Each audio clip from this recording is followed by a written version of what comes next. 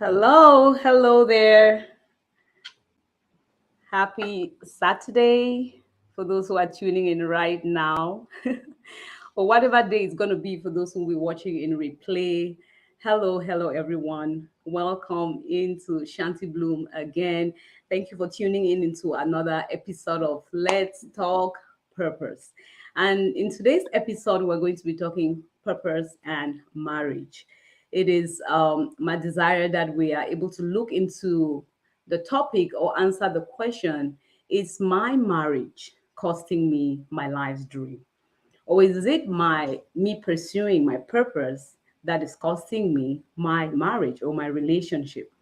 Those are questions that we see many people face. People ask questions like, career versus love. Are they in competition with each other? Do I have to choose one? Can I have both? Can I pursue my purpose and still fully enjoy marriage and family?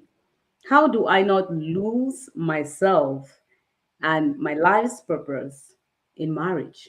Can I find me without losing us?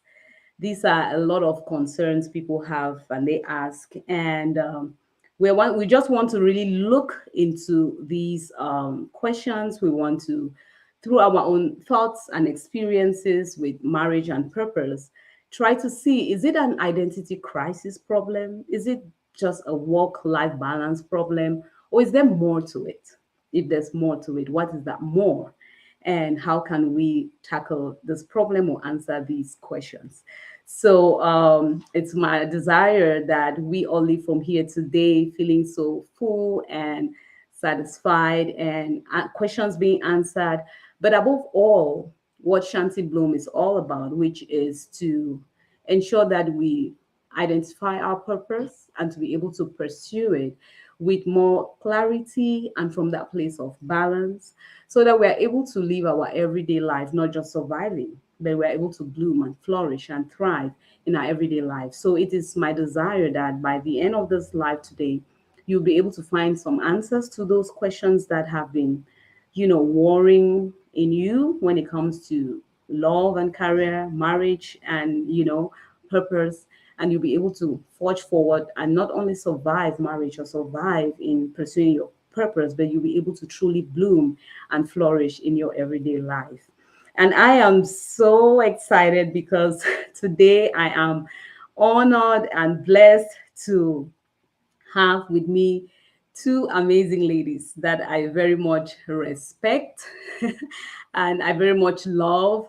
They're here with me today so that we can together look at this topic. And before they introduce themselves, I just want to say welcome in everybody. If you're here and you're watching, please just leave a hello in the comments or in the chat.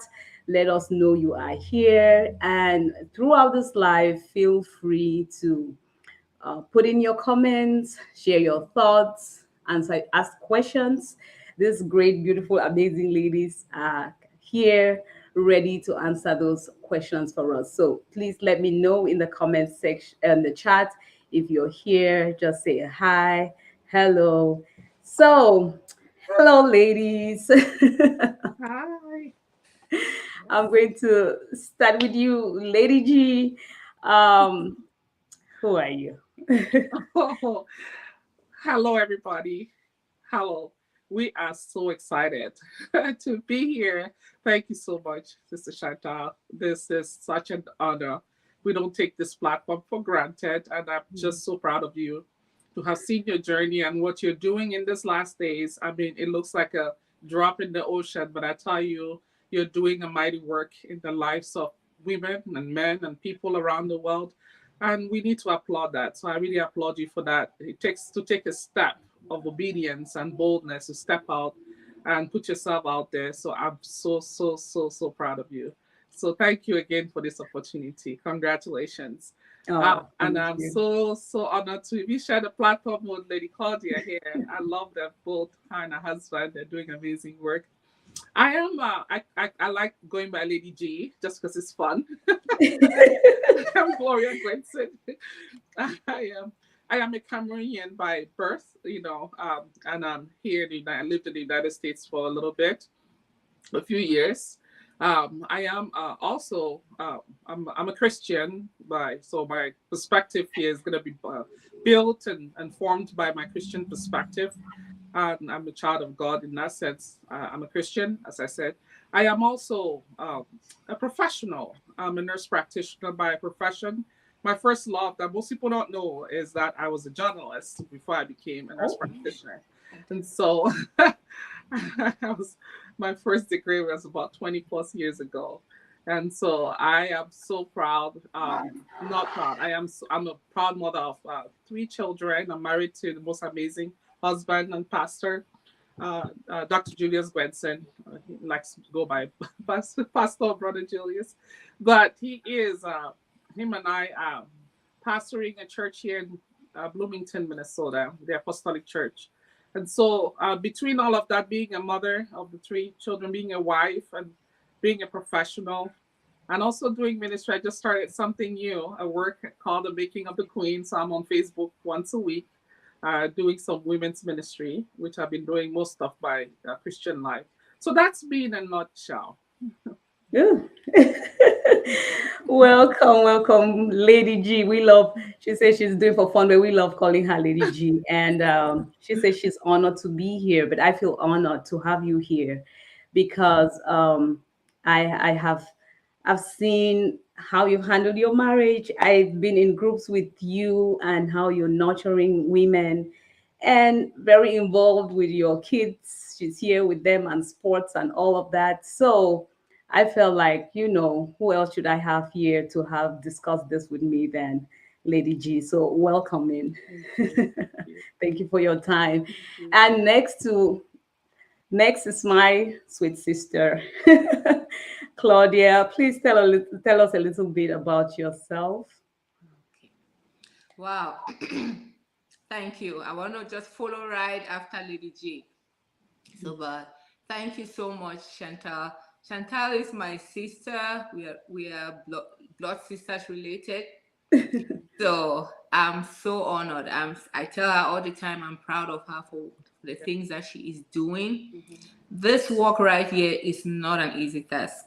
If you are before the camera, then you will know what it takes to come up with something like this. It takes a lot to put out content. So I'm so proud of you, Chantal. I know you're doing great, but I know there are greater days ahead. And I'm looking Amen. forward to see those things that you're going to do.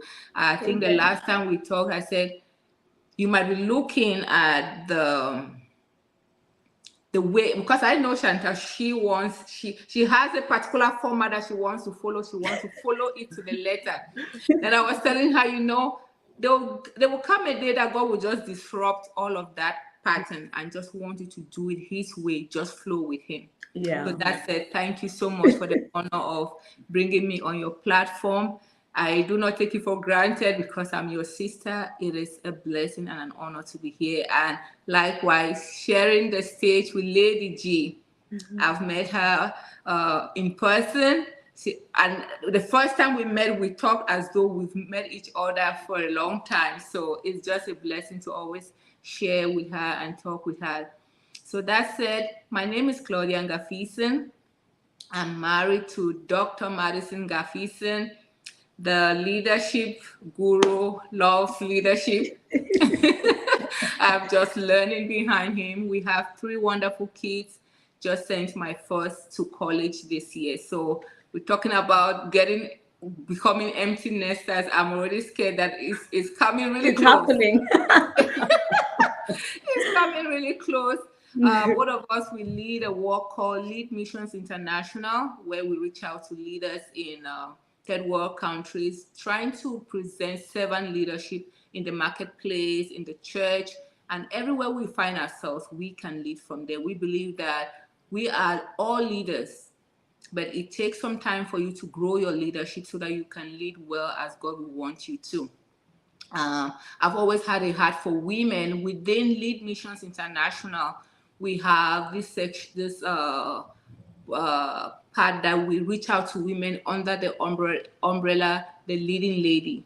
So we've been able to have conferences called the Leading Lady Conference, and it has been a joy just speaking on that platform. Professional wise, I am a registered nurse by profession. Just got my DNP, Doctor of Nursing Practice yeah, Awesome. but yes, still to be licensed. So I'm working towards that. I'm a child of God. I love the Lord. I've been in the Lord for over 20 years. So Yeah. I am just happy. And in a nutshell, if you should ask me any day, anytime, who is Claudia apart from all of this other stuff, I would say Claudia is a woman who has been called by God to reach out to women, help them find, discover their purpose, and live it out. So that is Claudia in a nutshell. Thank you. Wow. That's so beautiful. So, yeah, people, these are the great ladies I have here with me today. And thank you, sis. Like you said, we've grown up together, shared good times and bad times, sad times, happy times, angry times.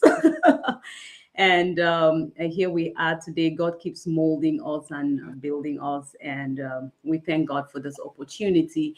And again, for those of you who are just coming in now, just to recap, we are here today trying to answer the question: is my marriage costing me my dream, my life dream, or is pursuing my purpose in life costing me my marriage, my relationship?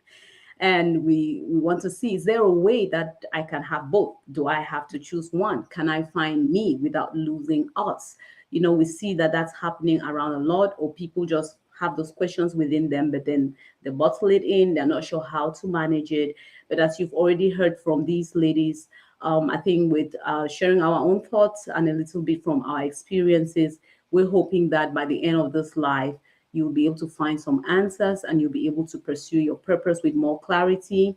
And from a place of balance, you'll be able to not just survive marriage and survive your purpose, but you'll be able to bloom and flourish in your everyday life. So, before we get right into it, I would like to just give a little bit of a shout out to a few people who have indicated in the chat that they are here. Thank you so much. Sister Mercy Kabwe, nice to be here, beautiful ladies. Thank you for also being here. You're welcome in. We have FTTM saying greetings to you, my wonderful hosts, guest hosts, and all who will join and are already on. Yes, a lot of people are joined. They are in. Please do say hi, hello to one another, even as you are in the chat. And here is my man himself, wonderful ladies. We are ready to listen and learn. Thank you, baby, for tuning in. And hey, his word, man of God, welcome in. He says, hello, Chantal, blessings, blessings to you too. Blessings, everyone on here. Thank you so much for coming in. Please, as you are tuning in, do not hesitate to let us know you're here by giving a little shout out. And one other thing, please, if you are finding value on this, do not forget to give the live a thumbs up. So give us a feedback to know that it's benefiting you, but then that will also help so that this live goes out to many more people. Okay, let's get right into our discussion of today. This feeling of marriage costing us our purpose. First, let me ask, do you agree that it's something that a lot of people have that feeling within them? Do they have that conflict within them? Like, is there a point that you begin to feel like, I have to choose between the two, or marriage is costing me my dreams, or pursuing this thing is making me I can't be in marriage? Is this really a problem? You are ladies, you've spoken to women. Is this something you're hearing, or do you feel this topic I brought up is just, is it a problem? Let me start with you, Lady Claudia. Oh, yeah, thank you. I think that, yes, I've heard ladies talk about it where they are struggling with how can I manage my marriage, and how I want to pursue my dreams, I want to pursue my career, I want to do things, but it seems as if my marriage is limiting me. Maybe I'm having kids, I'm pregnant at this stage, I have to take care of my home, and maybe my husband is not present. it's a problem. Definitely, it's a relevant topic that we need to talk about in this day and time. Okay. Yeah, I'm glad to to get that that you're hearing it also. What about you, Lady G? Is it something you think is a problem? You know? Yeah, definitely. I totally agree with what Lady Claudia just mentioned. Having worked with women over the years, I've seen, and including myself, with all of us, because this is something that we all have to deal with, you know, trying to have that work-life balance. And then you add ministry, which is work as well, because we don't think ministry is work, but ministry is primarily work. And so if your purpose, pursuing purpose, is like, say you are in these three categories, you are a mother, you are, have a home to manage, and then you are a professional, and then you're in ministry. That's a lot of shedding yourself and trying to manage. And so I've seen it throughout the years, some that would have to have the challenge and maybe step back and put their purpose in the back burner, and lose yourself in the midst of that. So it's something that we all, I would say, every one of us, male or female, Yeah. struggle with, and it's worth talking. I think it's a very relevant topic. Okay. Thank you so much. It's really a relevant topic to talk about. And the thing that really triggered me or made me feel like we should talk about it is because sometimes I feel like it goes beyond us just seeing it like, this is a lot on me and I have to figure out how to maneuver things. It almost gets to the point where anger steps in, bitterness steps in, resentment steps in. And instead of it being just something like, oh, I have a lot on my plate, how can I work on it? It turns out to be something of blame. I feel like this is happening to me. I can't have this because of my marriage and my children, or I'm unable to enjoy my marriage and my children because of this. But then if I leave it, I'm still not happy. So I felt like there's a need to address it when let us first of all look at why does it come to a place where people start feeling like it is a problem. Anger comes in, bitterness comes in. What triggers a feeling of being angry that, what, this marriage, this family I'm raising, or this. By the way, before we get into that question, I just want our audience to understand that we're trying to address a situation where you have chosen marriage, because at the end of the day, marriage is optional. It is a choice you choose to be married, and then you go further to choose the person you're married to. So if you have made that choice, and then purpose is part of your life and what you should be doing, and you come to the place where you are now feeling angry and bitter that this marriage is costing me this dream, what do you guys think is the reason why people leave from it just being a balance issue to maybe attaching anger, bitterness, resentment towards their relationships because of their purpose, or start getting angry and bitter and resentful about what they're doing, the purpose they're carrying out, because they feel like it's taking them away from the relationship that they also love and they have chosen because it was a priority for them. Lady G. Yeah. Okay. First of all, I want to say this topic is very pregnant. Yes. So we're going to be travailing through our birthing some babies. So we'll be ready to catch some babies today. Yeah. So here, I think it all starts with foundation. Let's just go back to foundation. Okay. I do recall that scripture because when I was thinking about this, I've reflected over it. I thought about the scripture in Matthew 7 where Jesus was saying, and again, I come from a Christian perspective because I do realize this is a global platform, and a lot of you are going to be listening from different parts of the world. But the reason why I'm going back to this is because the Bible says that marriage was God's idea, right? We can't talk about marriage without talking about God. Marriage was God's idea. And number two, purpose is also God's idea. So you cannot talk about purpose without going back to God. So those two things are there's no way you can escape. And if you don't do it according to God, you're gonna run into trouble. So we're gonna go back to foundations. And when I say foundation, the scripture I was gonna mention was Matthew 7:24, where it says, everyone who hears the word does so if they do so like a wise man, and they build their house, it's like building their house on a rock. I mean, I'm just trying to summarize that scripture for you. And when you build a house on the rock, whatever knocks over it, whether it's the rain, whether it's the flood, whether it's the wind that knocks over the house, it does not collapse because it is built on a solid foundation. Now, when you build on a sinking sand, it will collapse by any kind of force of nature. So we're talking about conflicts and and purpose and managing all this. And the other thing that there are a couple other scriptures that I want to mention.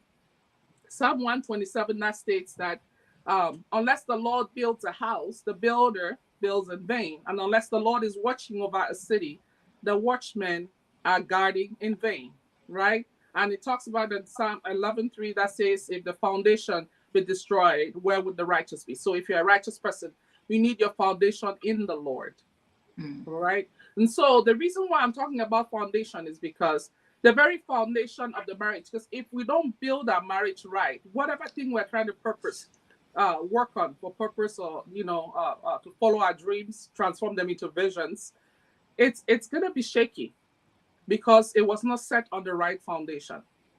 So either of those two, if you don't find your identity in Christ, if you don't do your purpose within God, with God in mind, it will collapse because it's not founded on the right, on the solid rock, like we have read in Matthew 7:24-27. Amen. So I think the whole thing about it is starting with foundation, because you were talking about marriage being optional. How I got into marriage is a foundation issue. Did I get into marriage thinking, did I have the education beforehand enough about marriage? Did I find myself before getting into marriage? Did I know, because if you don't align your purpose with marriage, because picking the right partner comes with, you have to know your purpose first. So there's so much that needs to go into this with foundation that we'll probably tackle it as we are going along. But I want to say that the reason why we get to the place of resentment and bitterness and strife is because we haven't, number one, the foundation is wrong. I mean, there are other things that come beyond that, like the investment you put in and all of that stuff. But let's start with that foundation. That's what I wanted to put out first. Oh, that's beautiful. It makes no sense to have a big, beautiful house standing on shaky ground. Sorry for that noise. It makes no sense to build a big, beautiful house that is standing on shaky ground. So foundation is very, very important. You said something that is beautiful. Why did you, the foundation, why did you get into the marriage? Was it those reasons? If you get in and soon those reasons are not there, or you finally realize that that was not really why you should have gotten into, then that foundation has a little issue, and it may you're like I always say here on Shanti Bloom, that we start growth from the inside out. That's We start right. from the inside out before we go. And we're going to mention all of that here, but before we go just plucking the fruits and on the tree and saying is this one, in due season it will bear if we do not go back to the foundation of the relationship. Before you got married, what was the foundation? You're basing it on what? And I think that is such an important thing. That other follow-up questions that I'm going to come back to that issue of foundation later. But I think that that is something that it's very important. We just lost. Okay, I think she's back. Okay, welcome back in, Lady Claudia. Yeah, I understood. So over to you. What? And I think that there's a long list. I'm going to still come back to you, Lady G. There are just so many reasons that trigger that feeling of the fact that I think my marriage is in the way of my purpose. For you, Lady Claudia, what are some of the reasons that you think trigger that feeling in people, both men and women? Okay. Thank you for this opportunity. So I'm really happy that Lady G talked about foundations. They say we are all in the spirit, right? When I looked at this question, I was pondering over it. One of the things that came to my mind was the fact that our dreams, our purpose, all of that, destiny, all of those terms, and our marriage are not supposed to be clashing. They are not supposed to be there should be no conflict within those two things because it is part of our whole identity. But that is not the case. because we have established that there is this issue that people are having, that I want to pursue my dreams but my marriage is holding me back, or I'm pursuing my dream at the expense of my marriage. So what I kind of thought, I came to a conclusion, was the fact that the issue that stems of this problem is the fact that when we meet our spouses, our purpose, our dreams are not communicated, especially in our Christian circles. I know that there are many Christians here, or there are people from different circles. Our purpose and our dreams are not communicated. Most of the time, we are just like, okay, I love him, he loves me, or this is the person that God wants for me. But you are not communicating what your dreams are. Let me just zone into the women. You are not communicating what your dreams are. What are the things that you are interested in doing? What is your purpose in life? You are not communicating any of that. And for men, it's very common for them to tell you, okay, this is what I want to do in life. You are very interested in asking the man, what do you want to do in life? What do you want to do? And you are bringing me in. What is your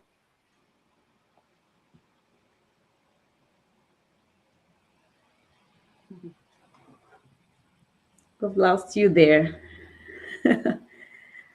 Hopefully she gets back. Yeah. Thank you. You're back in. You're back in. You're good.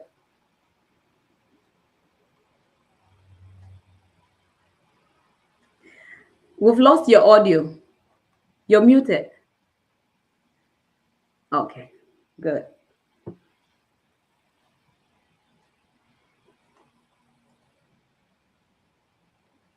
We still can't hear you. Lady G, do you hear her? No, I don't. We don't hear you. And she's unmuted. Let me see. Sorry to you all in the chat. Let me try this. Uh, okay, I'll remove and add you again. Let's see.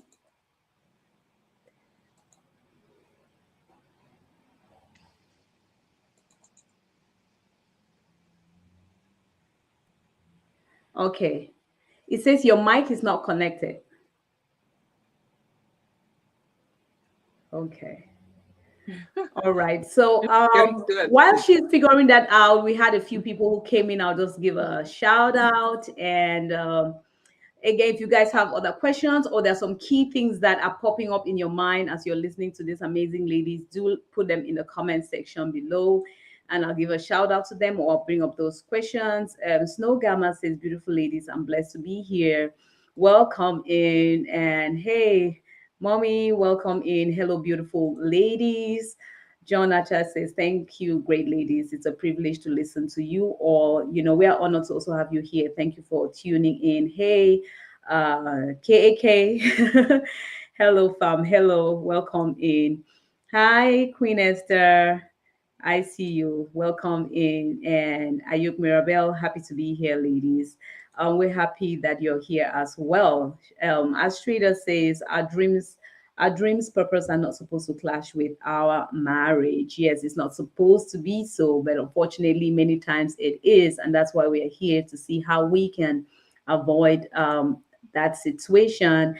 um, Kubu Shodia, welcome in. True, Lady C. We focus on what the man wants and how to please him. True talk. That's true. Like Lady G, this comment right here.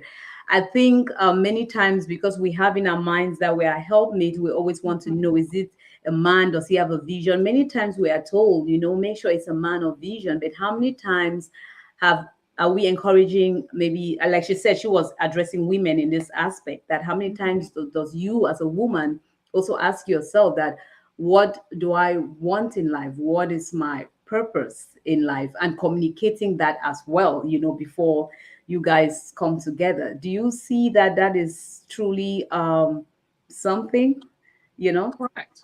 I mean, I see it in myself. Like I say, if we put yourself in those shoes and just walk back your journey and see how far you came, because a lot of us did not have some people. And let me just backtrack a little bit, Yeah. because we're talking. I don't know the generations in that we're talking to right now, but depending on the generation that you're, whether you're a Gen X or you're a millennial or you're a Gen Z now coming up, that you're talking to.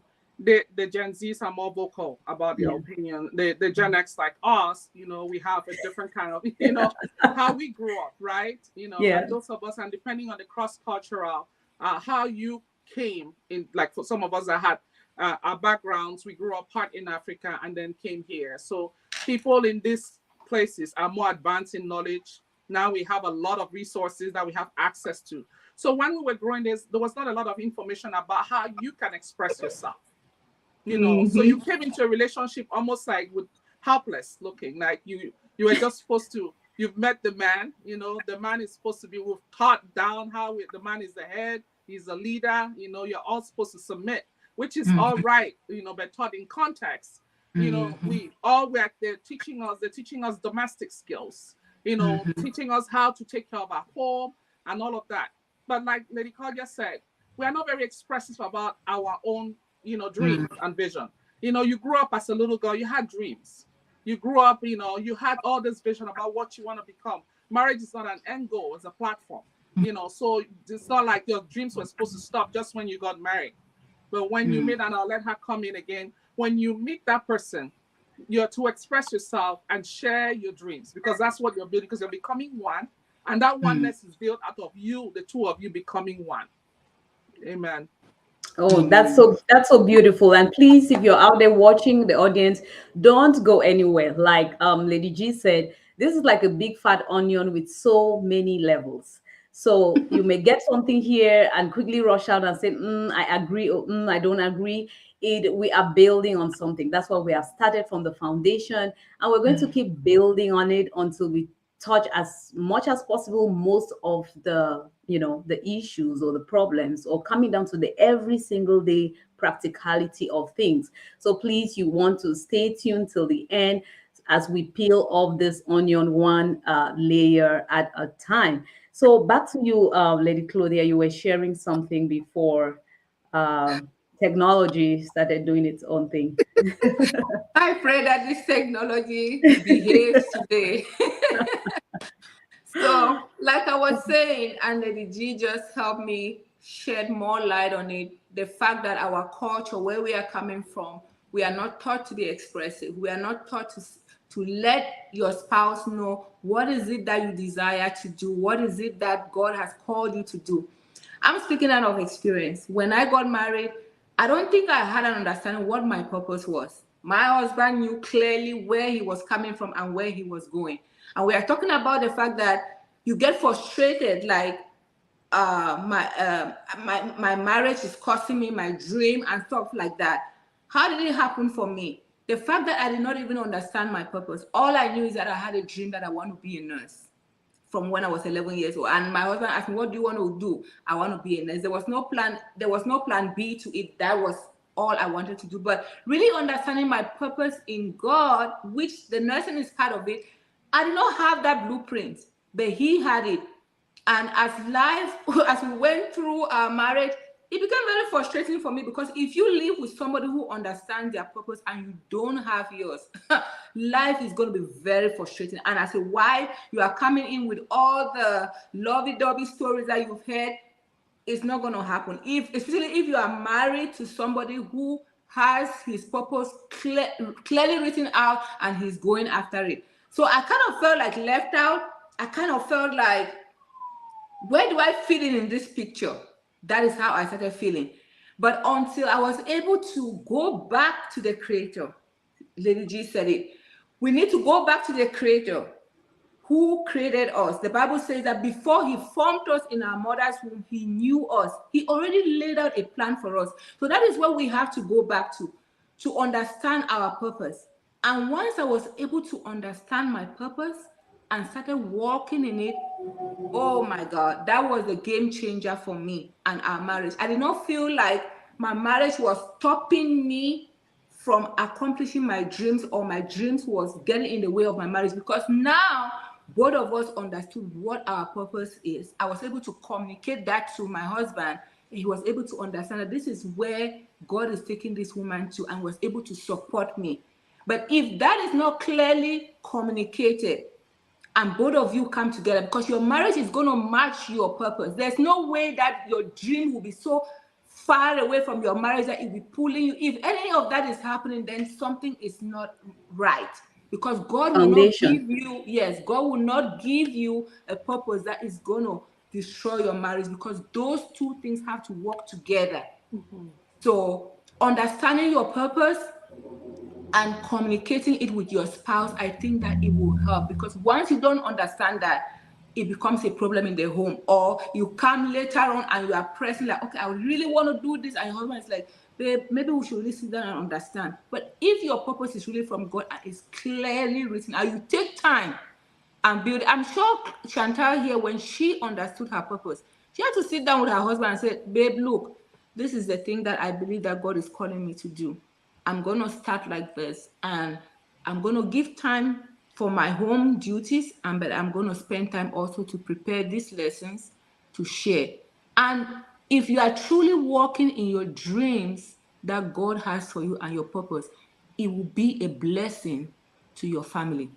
It will not become a pain to your family. Because when I started blossoming in my purpose, my husband was so proud of me. He was happy seeing me do the things that make me happy. So that is what I would say to that. Oh Thank you. wow, that is that's so amazing. That's so deep. That's so rich. I think if I can hear clearly what both of you have said, even just from this first point, is that foundation, as in why you came into the relationship, and then foundation also as in knowing who you are, is very important.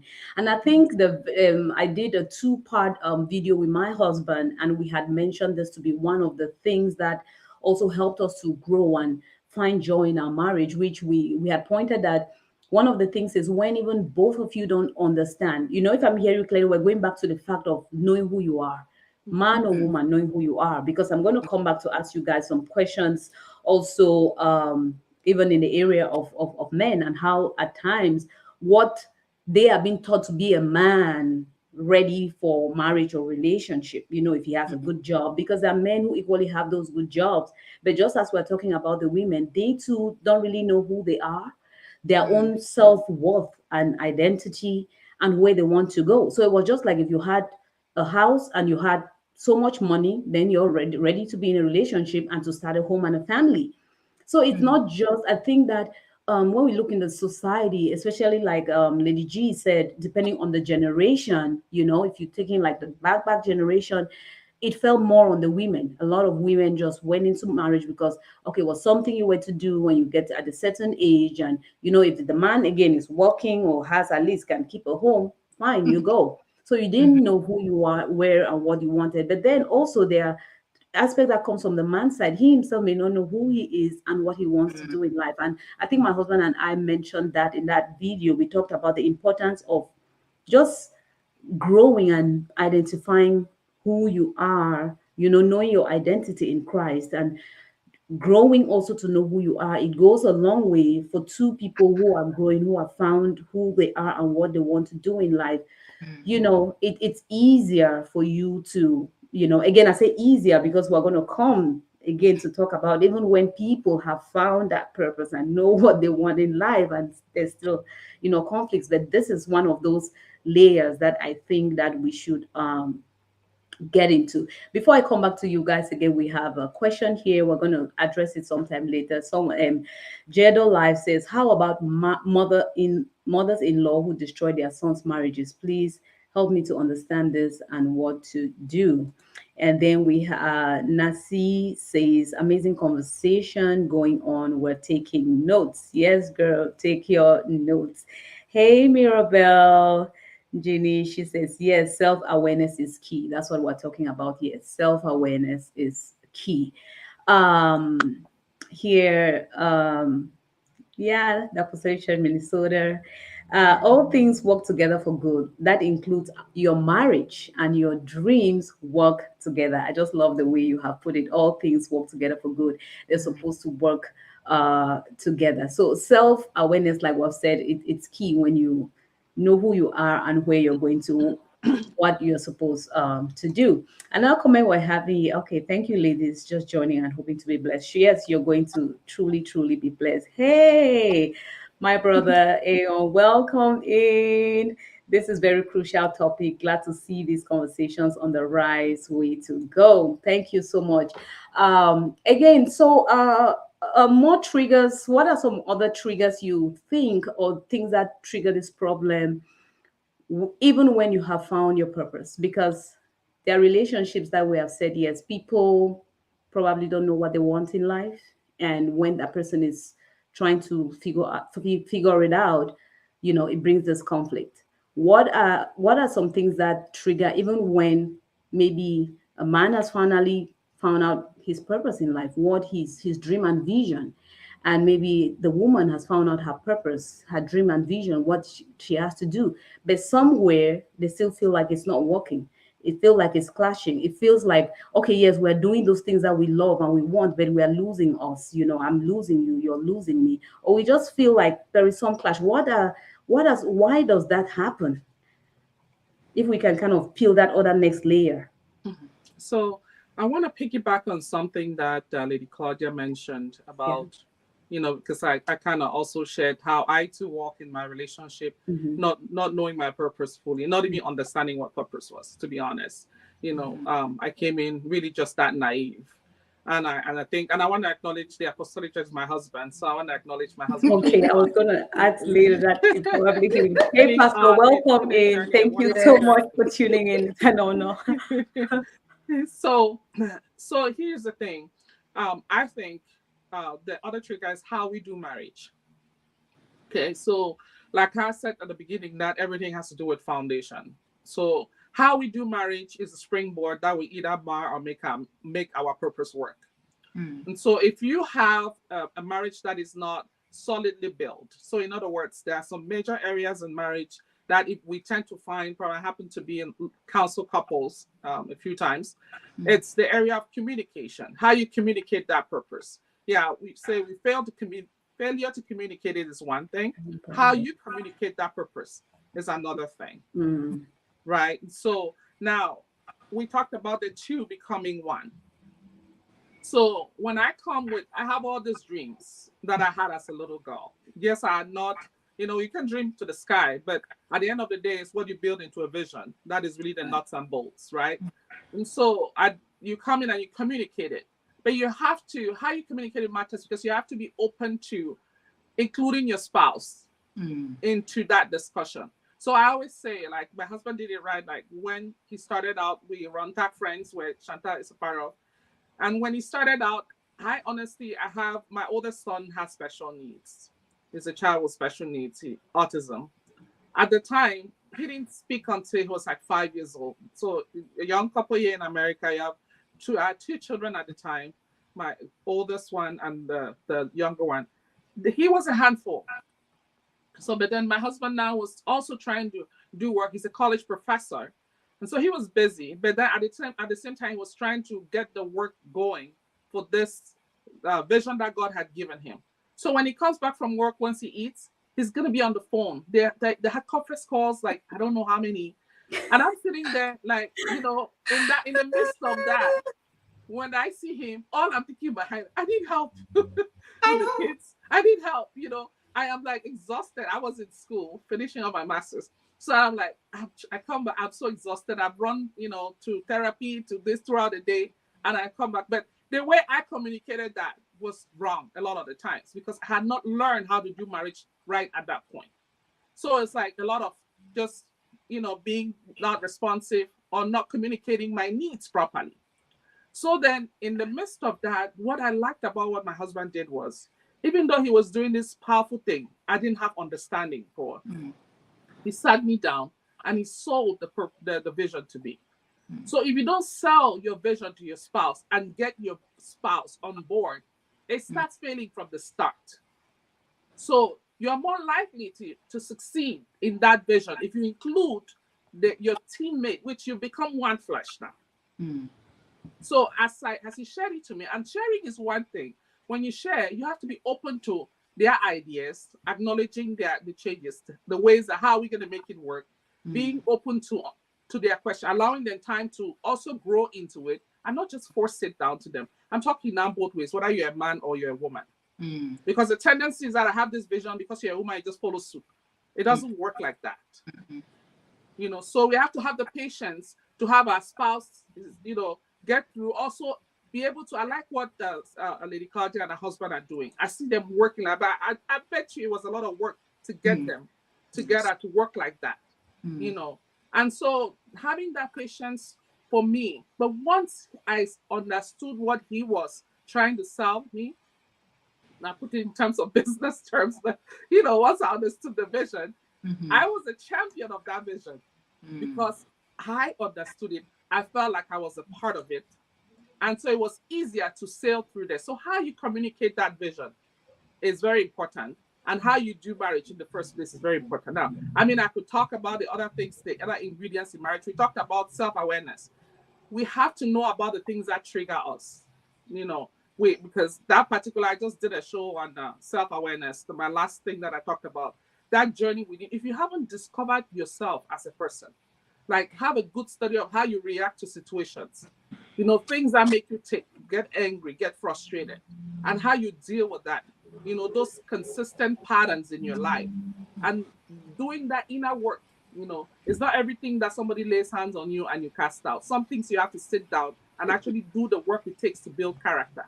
And if you don't build that character, you cannot, because a vision is going to involve people outside your home now. So if you cannot manage it within your home, try to go do it with other people and work with other people. So there's a lot to say, and I don't want to be the only one talking. So I just wanted to say, for the first Let it out. for the first couple of things I want to talk about is how you communicate it. There are other aspects. I was saying how you do marriage. Now, if you don't do marriage right, your vision is not going to work right. So your vision is a product of your marriage. We talked about conflict earlier. There is no marriage that's not going to have conflict. It's how we handle the conflict. Because the truth is, most of those conflicts are usually not resolved. It's how we adapt to the situation, how we agree to, how we move from there. Because it is in that conflict, in how we handle it, that we either choose to forgive, or build resentment, or build bitterness, and then cause strife, and then it becomes this bank. So that when you are disagreeing over purpose, the problem was not the finance that we were talking about, over that money to go invest in that thing that you wanted to do. It's more about control and power and things that are happening in the marriage that are deeper issues that weren't taken care of. So if you don't take care of the deeper issues in the marriage, it will show up in your vision, in your trying to execute the vision somewhere else. And then you'll be fighting a surface battle. Whereas that whole reason why we're having this discussion now in this manner is because something else happened in the bedroom. And now it is spilling out into ministry. It is spilling out into whatever you're working on. All right. So I like I said, this topic is so pregnant. So I don't It's a very, very pregnant topic, because as you are lifting up those layers, I'm nodding my head because many more things are coming up. Just before that, let me read this. Jado said, please, ladies, you didn't answer my question. Please, we have not ignored your question. I was going to bring it in at some point based on what we're talking about. I just didn't want to maybe take us off. So she had asked, just to remind us of what she asked, she said, how about mother-in-laws who destroy their son's marriage?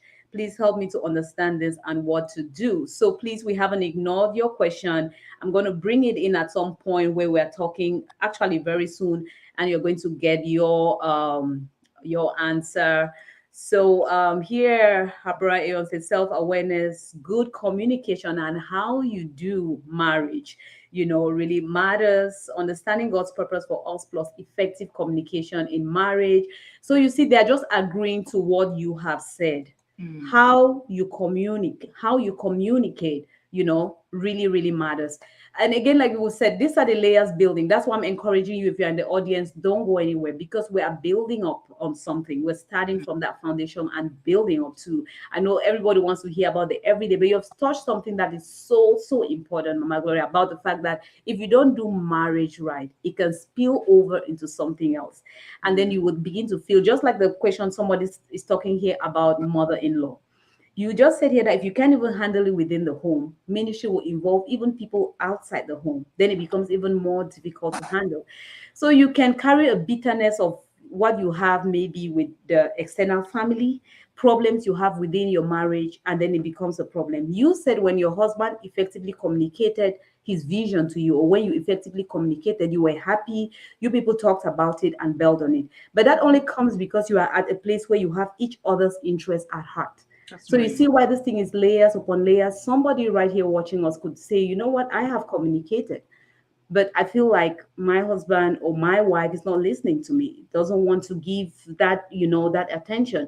So sometimes there are situations where that effective communication is done, it is done in the right way. But you've already answered one of the questions. One of the reasons why, even though you're communicating, it's not going through is maybe wrong communication, but maybe because there are already underlying things going on. So if you're right now, you're watching us, or you're feeling like, you know what, this marriage is a problem, you can ask again, is it really is it really the reason why, my purpose, I'm not pursuing my purpose, so I'm not in a good place? Or is it because that marriage in itself has its own issues that have to be dealt with? If you ask yourself that honest question and you go deep down, you should be able to, kind of dig down and find your answer. Because I've also seen men who say, you know what, I have no idea what this woman wants. I've done everything to make her happy. She's just not happy. Again, it comes back to that communication, right, Lady G? Maybe she's not communicating it, or she's communicating it in a way that he does not understand. My question was that just because somebody has effectively communicated doesn't mean that you automatically be understood, or you would understand automatically, just run with it. Mm-mm. The other person, be the man communicating to the woman or the woman communicating to the man. Before I come maybe to share my own experience, do you think that it just No, it's not. Let automatically? me let me add to something that I forgot. And those lady Claudia wants to come in. So, and I would probably address that question that we're talking about, that the person wants to be addressed. See, Mhm. um, like I said, I'm a communications major, and I'll just build it for you easily. In communication, there's some major channels. So there's a receiver, there's a person that is giving the information, right? There's a receiver, and there's a channel of communication. So in other words, let's look at the channel, like, oral, we are talking, right? Or phone, or we are texting, right? And so, and then there's also noise that happens. Like, what is the noise that is happening during that communication? So let me just break it down for you. So if you have this vision that you want to talk to your spouse, you have to look at what are the potential, what is the channel of communication I want to use. There's something that is better discussed when your spouse has a level-headed minded. You have to pick the right approach and the time to communicate. The channel, talk about the language of communication, because you could be communicating in a language I don't understand. In other words, we talk about love languages. You have to be able to be communicating in the understanding of the person, not how you want it. So in other words, you have to communicate. If you're communicating your feeling, how you state it, it's important. Let's have the question of, oh, I have this great vision. If I come in and I'm communicating it as something me, and not see the spouse can see how they fit there, how our family can fit there in that whole picture.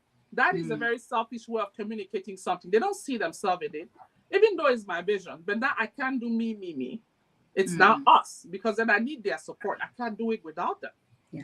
So how we communicate it gives, and then also the person that is listening, you have to, in relationship, that again, that's how you do marriage right, because there's listening skills, even how you do parenting right. When sometimes you communicate, people are not listening. Most of us are just listening to talk. We're not listening to understand. We're not listening to give back feedback, to be really involved, to be supportive. So communication involves more than you just sitting there and paying attention. It shows that you're paying attention deeply. You're showing interest in what the other person is doing. So if your partner, if you already have underground communication issues in marriage, whatever they're saying to you, you will not listen, because that is not the problem. The problem is there is a deeper issue that you guys needed to take care of, that you probably needed help for, some counseling, and then we're talking about like family relations. If you haven't set boundaries in your marriage, it's going to affect how you communicate vision. So that goes back to foundation. So before you marry, I had a situation where when I was married to my spouse, my husband kind of cleared that boundary a lot. I know that his family knows that if they have anything to talk to his wife, they have to come to him. So if you don't set boundaries as a man, your mother-in-law or can come into your marriage and dictate things. Or if you guys don't select, say these are the people that we go to, if we have disagreements or if we have something that we need to work on, these are the mentors that we talk to. These are, if you don't put that in those boundaries and those things in place, you're going to have those issues. And every issue, there's always two sides to it. How you feed that relationship, the external relationship too, is how it will feed back to you. So, I mean, there are ways that you handle all of that, but, today's discussion, if we went that far, you'll be really way beyond. But I think as you invest in your in-laws and, the kind of relationships that you build, that is how it also, and the boundaries that you've set, that is how the relationship, if it will succeed or it will cause dysfunction in your marriage. Wow. That's you said so much there. And you, ladies, Claudia, still on that question that I asked, do you, just because you have, Lady Gloria has brought out some real thing, how you communicate, how you're actively listening to the other person. Do you think that, even after communicating, instances when people, even after feeling like, okay, I've communicated, but this person is not getting it, they're supposed to get it like right here and now, should we have that kind of an expectation, or yes or no? And if no, why? Thank you, Lady Gloria, for just speaking to that aspect. Yeah.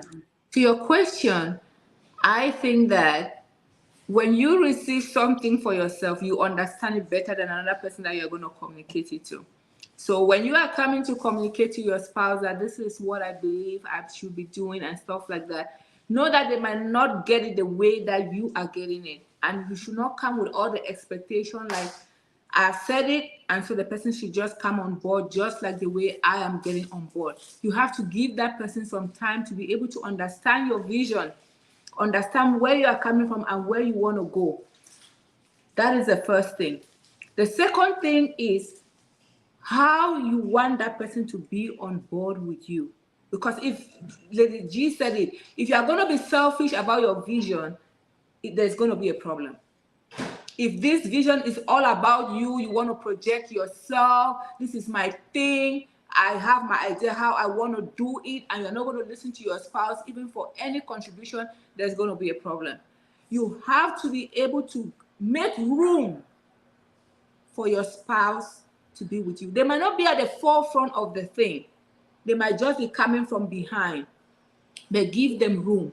Give them space to be part of your vision. Give them an opportunity to support you, because sometimes human beings, we can be selfish with what we have. Like, you think that you don't need this. And again, I'm just called to women. So I'm just going to point women here for this matter. Yeah. We are in the 21st century where there's this whole thing. I know my rights. I know what I want to do. As a woman, I've come around. I want to do my thing. Want to do me. That can get into our heads sometimes. But trust me, if you want to really succeed, when you are married, that man is part of you. There is no way you can be dragging and going ahead and like feeling like he's not going to be part of what you are doing. Then you'll be doing yourself a disservice.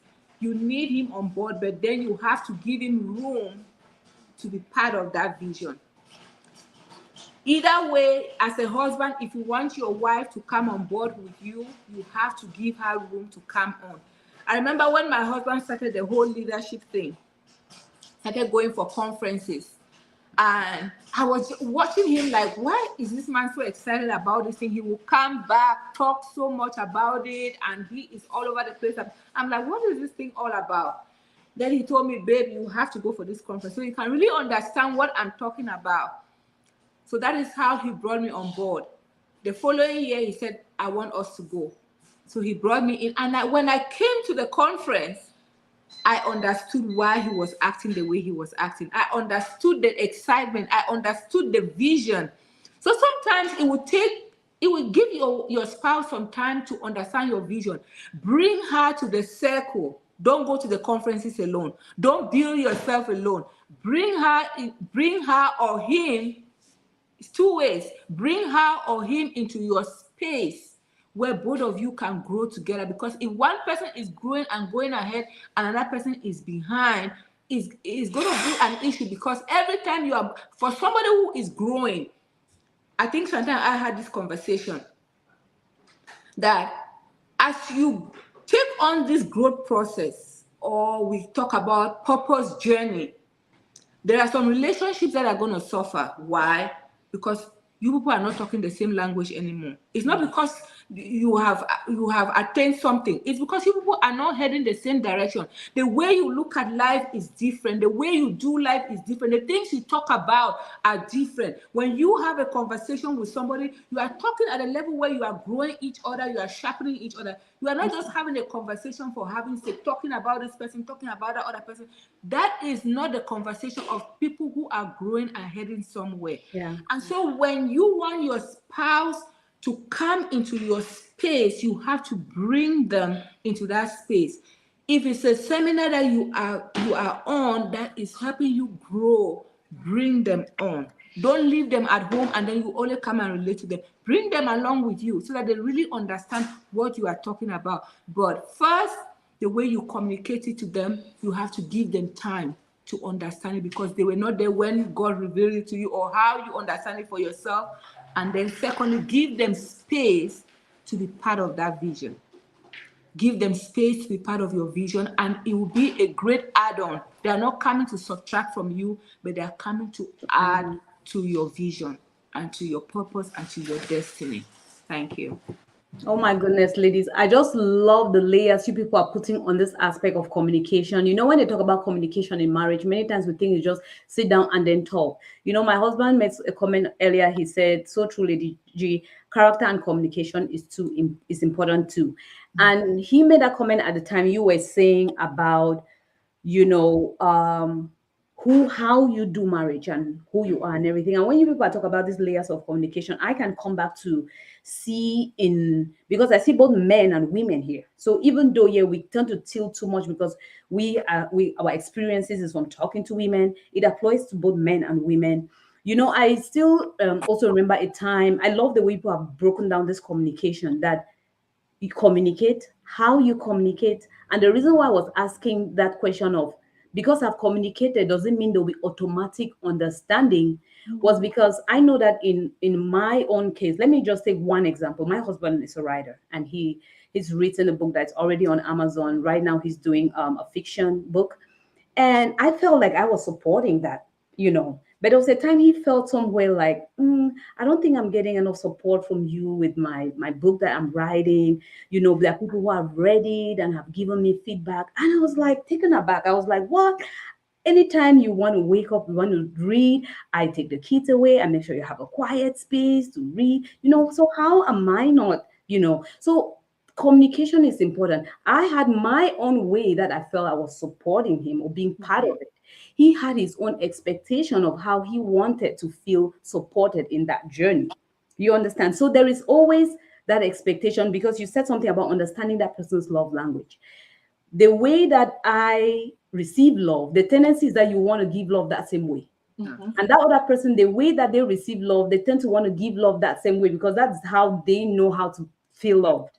But you have to understand that other person. Then I came to really understand now that even though I felt I was supporting in this area, he had something else in mind, the way that he had expected, or, you know, something like that. So what I'm trying to bring in is that communication is important, in that when you share, also know that, express to the person how you would want them to come in. How do I expect you to be a part of this?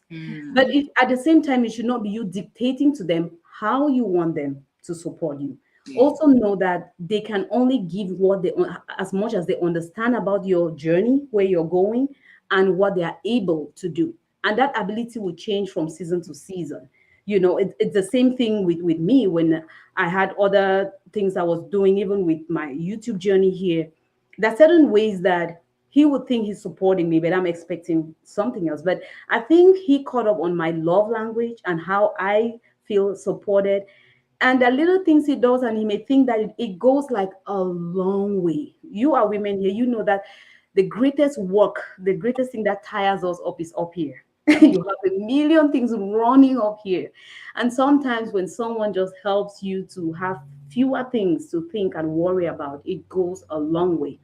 So even with there was a time we shared, if for those who have watched that video where my husband and I came on, we said that one thing too is that the beauty is if you grow together. Because we're saying this, even you are talking about that vision. From the start, you don't know it.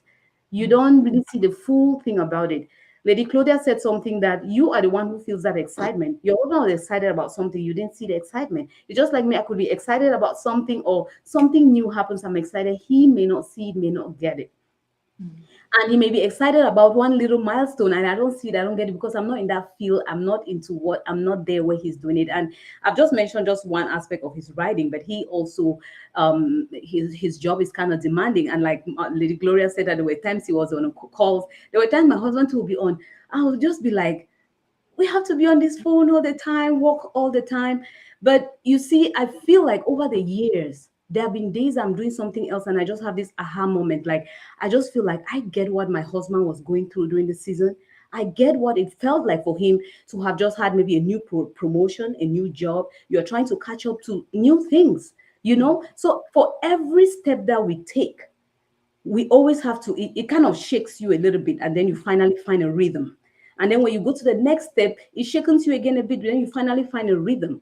And at times, that shakening, because you are married, remember we said it before that it's a choice you've made, and Lady Claudia said it. You have decided to work together, so it has to be a teamwork. It's a choice you made. You know, so that the fact that you are still struggling to find a rhythm for yourself, and this time around it's not just you, you know, another individual is involved. And in some cases, when kids are involved again, that is a whole big thing. And then extended family, like Jada Life asked here, is involved. There are just layers upon layers of making sure I understand. I'm still struggling to even understand me and then understand my vision. And then sell it out to somebody who has to also understand and find out how they can come in. So what I'm trying to say here is that I feel we should sometimes, as we're communicating, even somebody said here about here, and this was, I think, Elizabeth Asana said, yes, we need to manage our expectations. We have to also manage our expectations. That person is also trying to figure out themselves and their vision. So we can really expect that they should take that vision and run with it the same way that we will take it and run with it. At times they may not get it even at all. You may even share it from the start and they don't get it at all. We are all growing. And I've come to understand what it takes, even with his writing and creative process, only when I started doing this. Because you could see somebody spend a whole day and say that maybe they wrote one line or one chapter, you're like, you know, but then I have understood what it takes. Sometimes something is boiling on the inside, but to have it out on paper, you know, written out, and then try to squeeze it to fit in a 5, 10, 15-minute video, it may look like a small thing, but it's not. And so I got to understand that creative process. And because we now share a certain understanding, when I call something, I'm like, oh my God, do you remember today I told you I had to do this? Can you imagine? This is all I've been able to do. He just gets it. He knows it, he understands it because he's been there. And there are mornings that he wakes up and he wants to write this morning, he wants to read, and then he also has his job. And at times he'll be like, oh my God, there's this. I get it, you know. So we should give each other time to grow to understand each other's vision and through our own experiences, which brings me to the next thing. What would you ladies say about growth, personal growth? Does it also go a long way to contribute in understanding each other's vision? Because, you know, I believe that personal growth has a lot to do with, which is still part of self-awareness. What would you say in a situation where you feel like you are growing and the other spouse is kind of not growing? You know, how do you handle that? I think Lady Claudia already answered part of it. She said at times involve them in what you're doing. The fact that you actually went there and saw it made you understand. The fact that I've taken time and read some of my husband's writings, I understand. My husband has sat here and we recorded a video and he was like, oh, this is a task. He understood what it takes to sit and do 5, 6, 7 takes and all of that. So when you involve each other, you guys kind of grow in the process of your journey together. But what would you say, or do you agree that sometimes it's a problem when there is either no willingness or maybe that other person is just maybe slower to grow personally? I'm not saying that because they don't get you means they don't, I'm not meaning growth as in intellectual or anything. or as in be informed. I'm saying just personally growing as an individual. Do you agree that it can hold people back at times? And in that situation between spouses, what should we do? Um, I was, let me go. I think that growth, when we talk about personal growth, is something that is important for you as a person first. Because again, when we look at personal growth, if every time you think about growing yourself is linked to, okay, I'm growing myself because for my spouse, I'm growing myself because I want to meet up with my spouse, I'm growing myself because I want to meet up to society expectations, I'm growing myself, it's always about somebody else, some person's expectation, uh, the community's expectation, the world's expectation. Is always about, when your concept of growth is always about others, you can get tired. You get frustrated because a human being is a human being. You might never meet up to their growth level. So for us to effectively grow ourselves, you must begin to see it as a benefit for you first. It's not being selfish. It's about knowing that I need to grow myself for me. Do you really like where you are? Are you comfortable with where you are in life? Okay, if you're comfortable, that's fine. But if you are not comfortable with where you are in life right now, you should tell yourself, call yourself by your name. I do that all the time. Claudia, you need to grow yourself. For you first, if you are not able to address yourself first, then you cannot even address you and your spouse, or you and the other thing that you are trying to grow yourself to meet up with. I'm saying this because when I got married, I thought, okay, my husband and I will be reading the Bible together, everything together.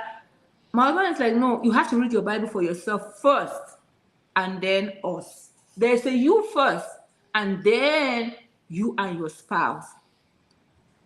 I had this, I don't know what I say, rude awakening for myself, because in 6 years ago, I was just asking myself, why am I here? This vision that my husband is coming up, where do I fit in? Do I even fit in? All of those questions were coming to me. And then there was this question that was the game changer. And I asked myself, who are you? Claudia, who are you? If somebody should ask you this question, who are you? Gloria, who are you? Chantal, who are you? Can you answer the question? Apart from you are Claudia Gafferson, or Claudia as a nurse, or Claudia, like, who are you? Can you give a clear definition of who you are, of your person? I could not do that. And that got me thinking. So I knew that there was something that I was missing for myself. So I was not a big book reader. For some reason, I picked up a book. It was Understanding the Power and Purpose of a Woman by Miles Monroe. I did not keep that book down until I finished, and that was when my husband had traveled for some conference. So just throw in this little thing in there, women, when your husband travel, it's not time to feel like, oh, he has gone again. It is your me time. That's what I call it. It is your me moment. Invest in yourself, grow yourself. When your husband gets back, he sees a woman who has grown. He will see changes, and he'll be like, wow, something's different. And that's what happened to me, because by the time my husband returned after 2 weeks, he made a different person. I spent time, because I knew that for me, I was doing this for me first. Because if I was doing it for my husband, you get frustrated. Because there are times, have you thought about it, that you've done something so well, you're thinking you get some praises or affirmation from your husband, and you don't get it, and you'll be like, okay, there's no need for me doing it anymore. But if you're doing it for you first, you will know that this growth process is important for me.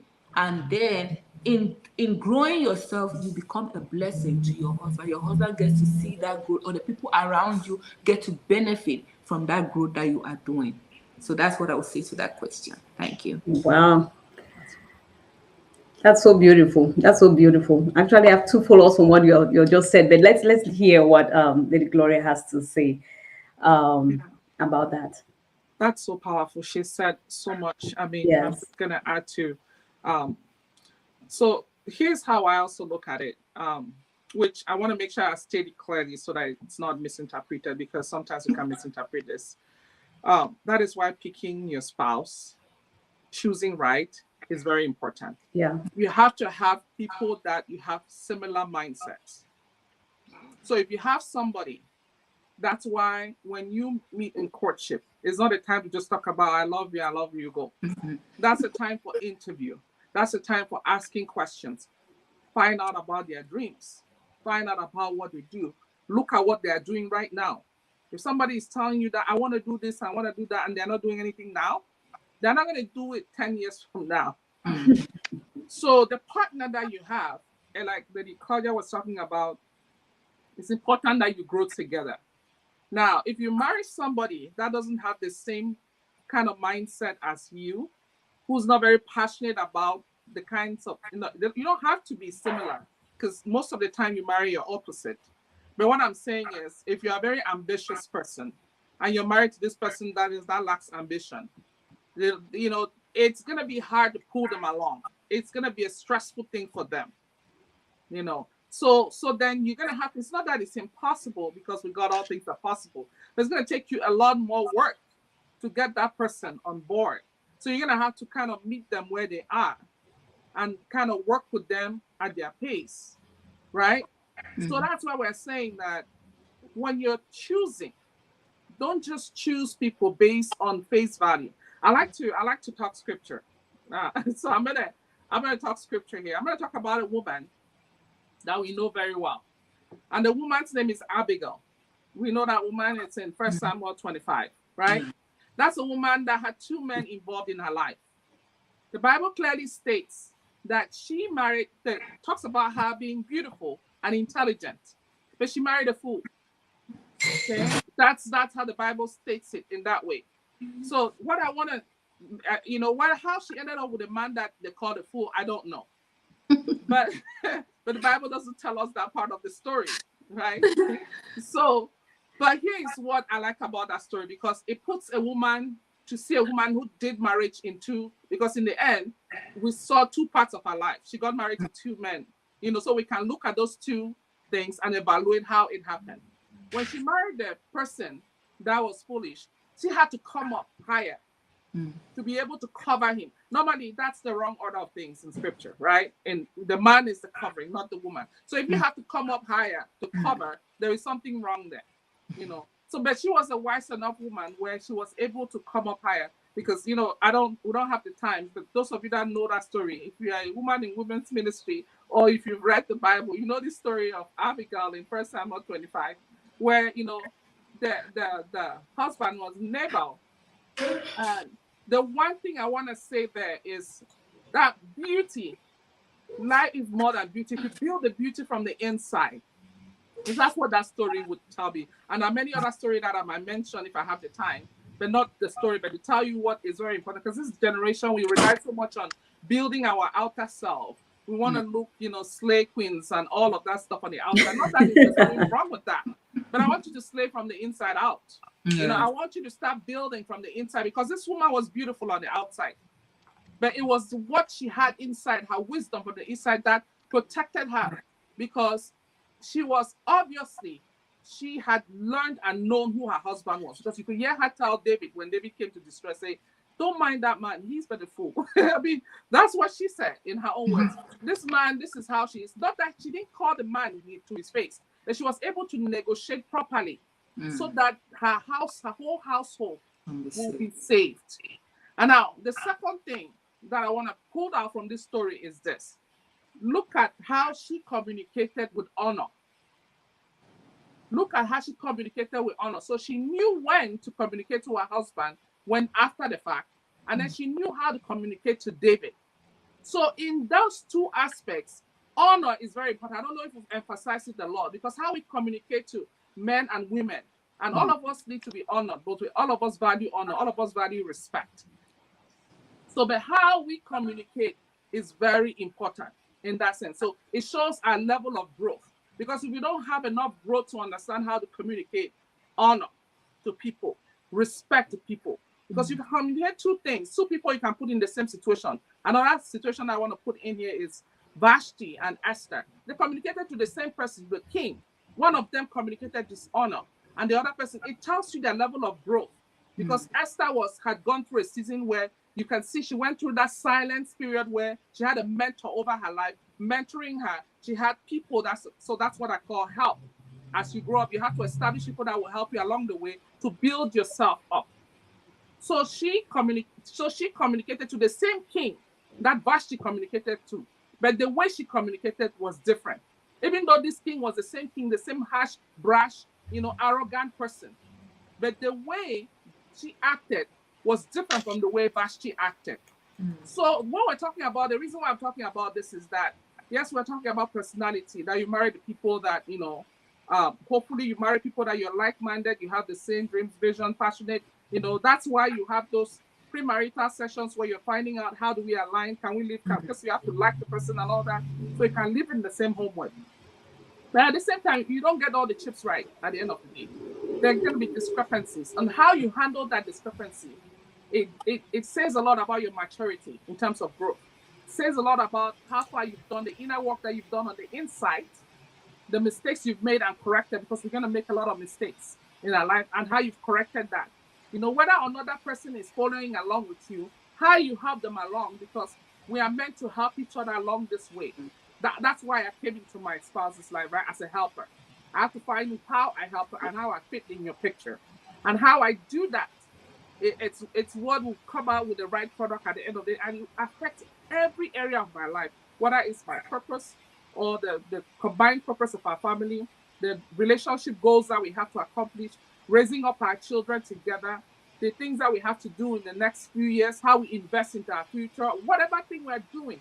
It all stems from how much maturity, how I have grown over the years, and how I communicate that with honor, with respect, with love, with gentleness.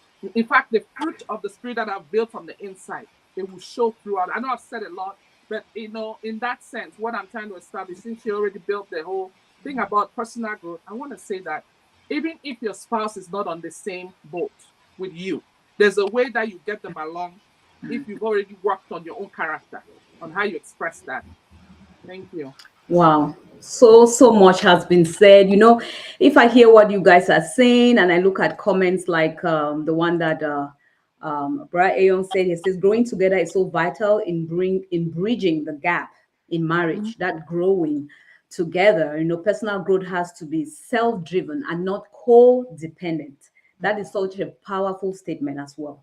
It has to be self-driven, because there are times that people keep saying, oh, this person, you are not doing, but like Claudia said, she had to come to a place of saying that, what, I want to grow. Your spouse is not going to come and get that book and put it on you and make you read it and all of that. We have to come to a place where, and that is why it's so important.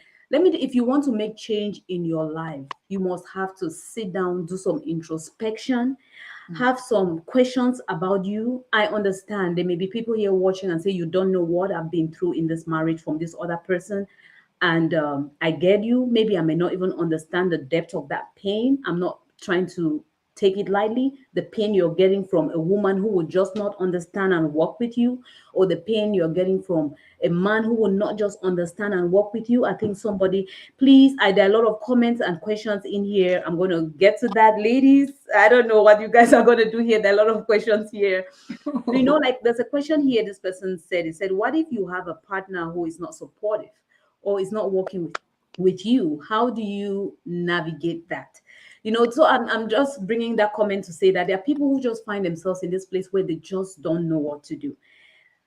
If I'm listening to you all clearly and everything, is that let's begin that growth process from the inside out. Do I really know who I am? Because I can even still look back at times to things that I probably blame my husband for. But as I have grown, I came to realize some things that I was weak in. I saw some things that I was not even self-driven in, and I'm expecting somebody to push that drive in me. No, like Abra said here, that you have to, you know, there should be a drive from within you, but that drive should not make you to just want to go get things. Like now everybody's attracted to shiny object, right? We have the shiny object syndrome. Maybe if I add this, it'll be good. Maybe if I go on 5 vacation with my husband, maybe if I, maybe if I go out there and just start my own business, maybe if I go and do this, it's going to make me happy. Please, first of all, stop and do some introspection. Who am I? Like Sister Claudia said, who am I? My identity, self-awareness. What are my strengths? What are my weaknesses? What are my insecurities? A lot of this fight, like what uh, is commented here, at times is you find yourself with an insecure man. Everything you share would sound like a threat. You Yes. find yourself with a woman who is dealing with her own insecurities. She won't be able to be happy for your success. It's like, oh, you're shining, and then look at me here. But there is no way that that man is going to come and take you to go and do his profession, which brings me back to this other comment here, that there are cases where both partners can be on board or on the podium together. And there are situations where one of the spouses is on the podium and the other is a big support behind the scenes. Because at times also when you have not found out who you are, you feel that because my husband go on conferences, he must take me and also put me on the podium to be on the conference. That may not be your calling and your purpose. So I think it's unfair for even that spouse, that you are making them responsible for telling you who you are. You're making them responsible for carving a purpose for you. You're making them responsible for your happiness and your joy. And it becomes that is just too much to ask of an individual who is trying to also grow and figure out their own path. So you ladies have just touched on key foundational things of, let us first of all look within. Who am I? How am I growing? What are my desires? What are my passions? When you answer that question, then you can now begin to look around and say, okay, how can I live this out with maybe this type of spouse, or with this man or woman, or in this season of my life, or in this season where we are, because it's not a me thing, right? It's we. So when we say we, please don't think that the we means that you must be doing the same thing that your spouse is doing. They must be doing the same thing you're doing at the same level and all of that. No, it is that we, that they're on board, you are on board, and that is the way that we can go from there. So if before we kind of look at some other comments and questions here, and maybe we get into um another aspect here, how can we I think you've already said so much about it, but just to say, how can you help somebody who says that, what if you have a partner who is not supportive or is not working with you? How do you navigate that after you have communicated, after you have built that character, you've done it, if the person is not, I think we've answered most of the things that you should check. Is there anything you think you can add to Yeah, this we question? can add to that. Get help. We need to normalize getting help, Yeah. because I think in our communities sometimes we die in silence. You're going through an issue, and you don't have mentors in your life that can speak to you. Or you haven't built enough trust in people that you can surround yourself with. That is a very important thing, because we're going to need people. There are two things you need in this life: you need God and you need people. And Yeah. so you're going to need people. So what I had mentioned earlier, that at the beginning of a relationship, when you establish a relationship, you need to establish somebody that you can go to if you guys are in disagreement. So if you have done all that we've talked about here, meaning you've searched inside, you realize that what you're trying to do, I'm trying to do it in the right season, right? Because you're not just doing it because that's another thing. Everybody is doing Facebook Live, then I have to go do Facebook Live too.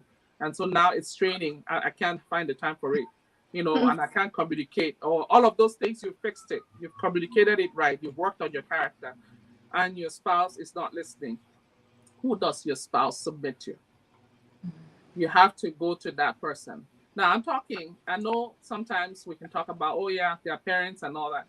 I don't, it's a lot of times we like parents being there for advice, but sometimes they're not great mentors in terms of, because they have emotional They attachment have and emotion all that. attached, yeah. Yeah, so sometimes just having, your pastor or an elder, or, somebody in the community, or a longtime friend or mentor of your husband that you've known. So you should get in relationships, make sure that you have established people. Don't marry somebody that cannot submit to anyone. That was the story of that Nabal guy. Said he doesn't listen to anyone. That's, so if you marry that kind of a person that doesn't listen to anyone, when you're stuck, you don't have a place to go when you're stuck. Because sometimes it takes another man speaking to another man. Same thing with women. Sometimes it just takes another woman that's older, as the Bible teaches us in the book of Titus, older women teaching the younger one. It takes another woman communicating that, with her experience. Or sometimes even you can go privately to somebody you trust, a woman you trust, say, look at this is what I'm struggling with. What do you think? Have you been through this situation? What am I doing wrong here?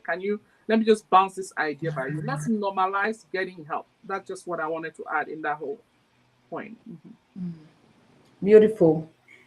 I listened to, as you're talking, this popped in my mind. I listened to some message by Miles Monroe again, which Lady Claudia brought up. And he was saying that marriage cannot run on love alone if you have to bring marriage and purpose.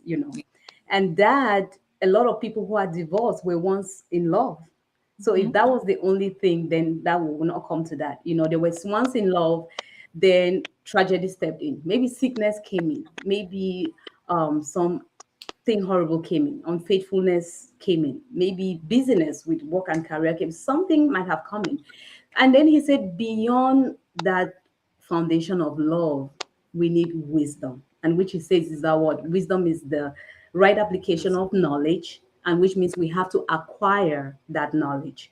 And I think that is why I respect and appreciate you all who tuned in today, is because you want to gain some knowledge, you want to gain some wisdom, some understanding, and then apply it. So he says it is built on that. I don't remember its scripture, but he read a scripture from Proverbs saying that a home is built, is that you actually build it. Anybody can have a beautiful house, but a beautiful home has to be built.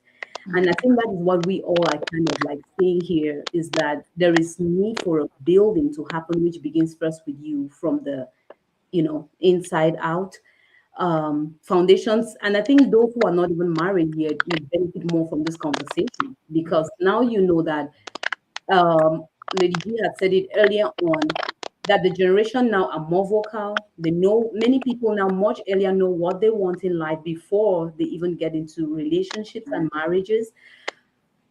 Trust me, those relationships are on a better I'm not going to just conclude that, but in respect to what we're saying, it's on a better foundation, that at least you're starting knowing you don't have to spend the first few years of your marriage understanding you, understanding your spouse. They're trying to understand who they are to and where you people are going. So at least you've handled that aspect. But then the other thing of the new generation too, which is like, even though we are us, we are just us because we're living in the same house and sleeping on the same bed. We forget that us goes beyond just sharing a house.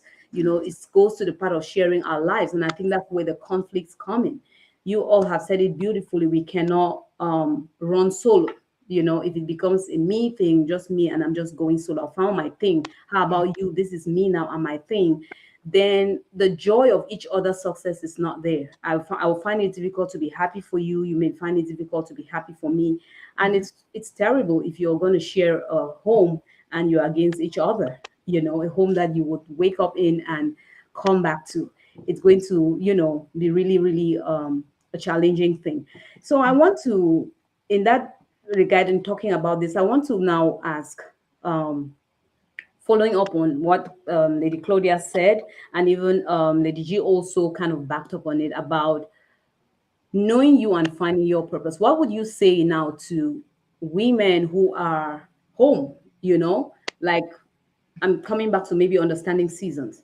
What would you say to a lady, or let me go to the ladies first before we come to the men. A lady who is home taking care of her family, her kids, because I think that is also something that bothers some women. They get into that place where they feel like, because I'm home taking care of my children, then I don't have purpose. Is purpose something that is out of the home? Is there a place for purpose? I just want us to really explain that, because when we talk of purpose, people think of glamour.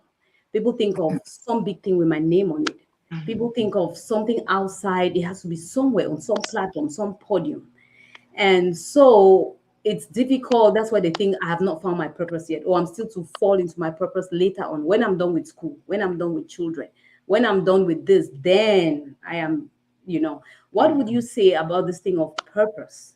If right now priority in my life is maybe I have a newborn and the priority is that child, does it mean my purpose waits? If I've just gotten married and my husband and I are still trying to figure out where we will live, where we'll buy a house and everything, my purpose is on the shelf waiting for me to finish that phase and then get into my purpose. I want us to say that where is purpose in the different seasons of our lives? That has caused a lot of problem and dilemma with people and even men. There are men who at times feel like, I really wanted to do this. I want to go into this next level. I feel like, and some men don't want to commit because of that. They're like, if I now commit, I cannot do this because then a wife will hold me back, a child's going to hold me back. But then they really love to settle down and, have a married life. So do we have to pause our purpose in certain seasons of our lives?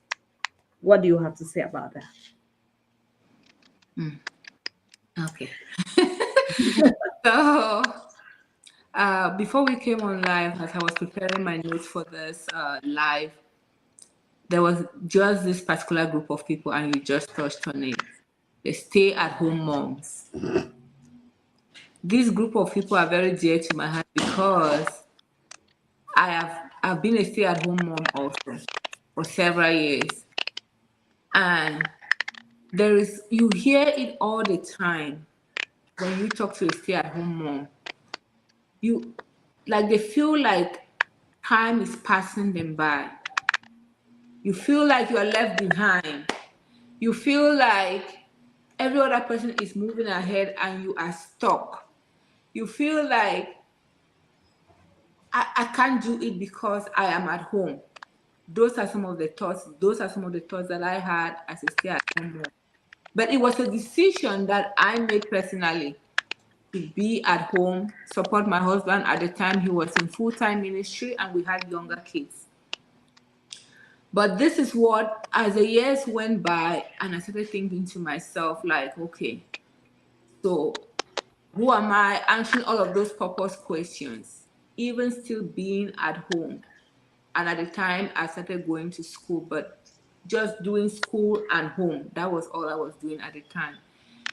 But it made me to understand as the years went by that even in the years that I was not going to school, I was just at home taking care of the kids, I was living out my purpose. Because in investing in my children, I came to discover that was the best investment I will ever make in my lifetime. That time that you are spending with your children, that time you're spending time to teach them, that time that you are spending time to groom your home, it is something that you will never have an opportunity to do it again once they've grown past that particular stage of their lives. And you will only see the fruits when they have become teenagers or they become adults. That's when you begin to see the fruit and you are like, oh, thank God I had the chance to do that. And so I want to speak to stay-at-home moms to know that you are not missing out. There is time for everything. That season where you are sitting at home, you can still be doing something about your purpose. I remember a year or 2 years ago, I was sitting in a coffee shop and the Spirit of God challenged me. He was like, Claudia, what are you doing about your purpose? Now I'm no longer a stay-at-home mom. I'm working, I'm doing other stuff. But he was like, what are you doing about your purpose? Are you waiting for another conference to speak to women?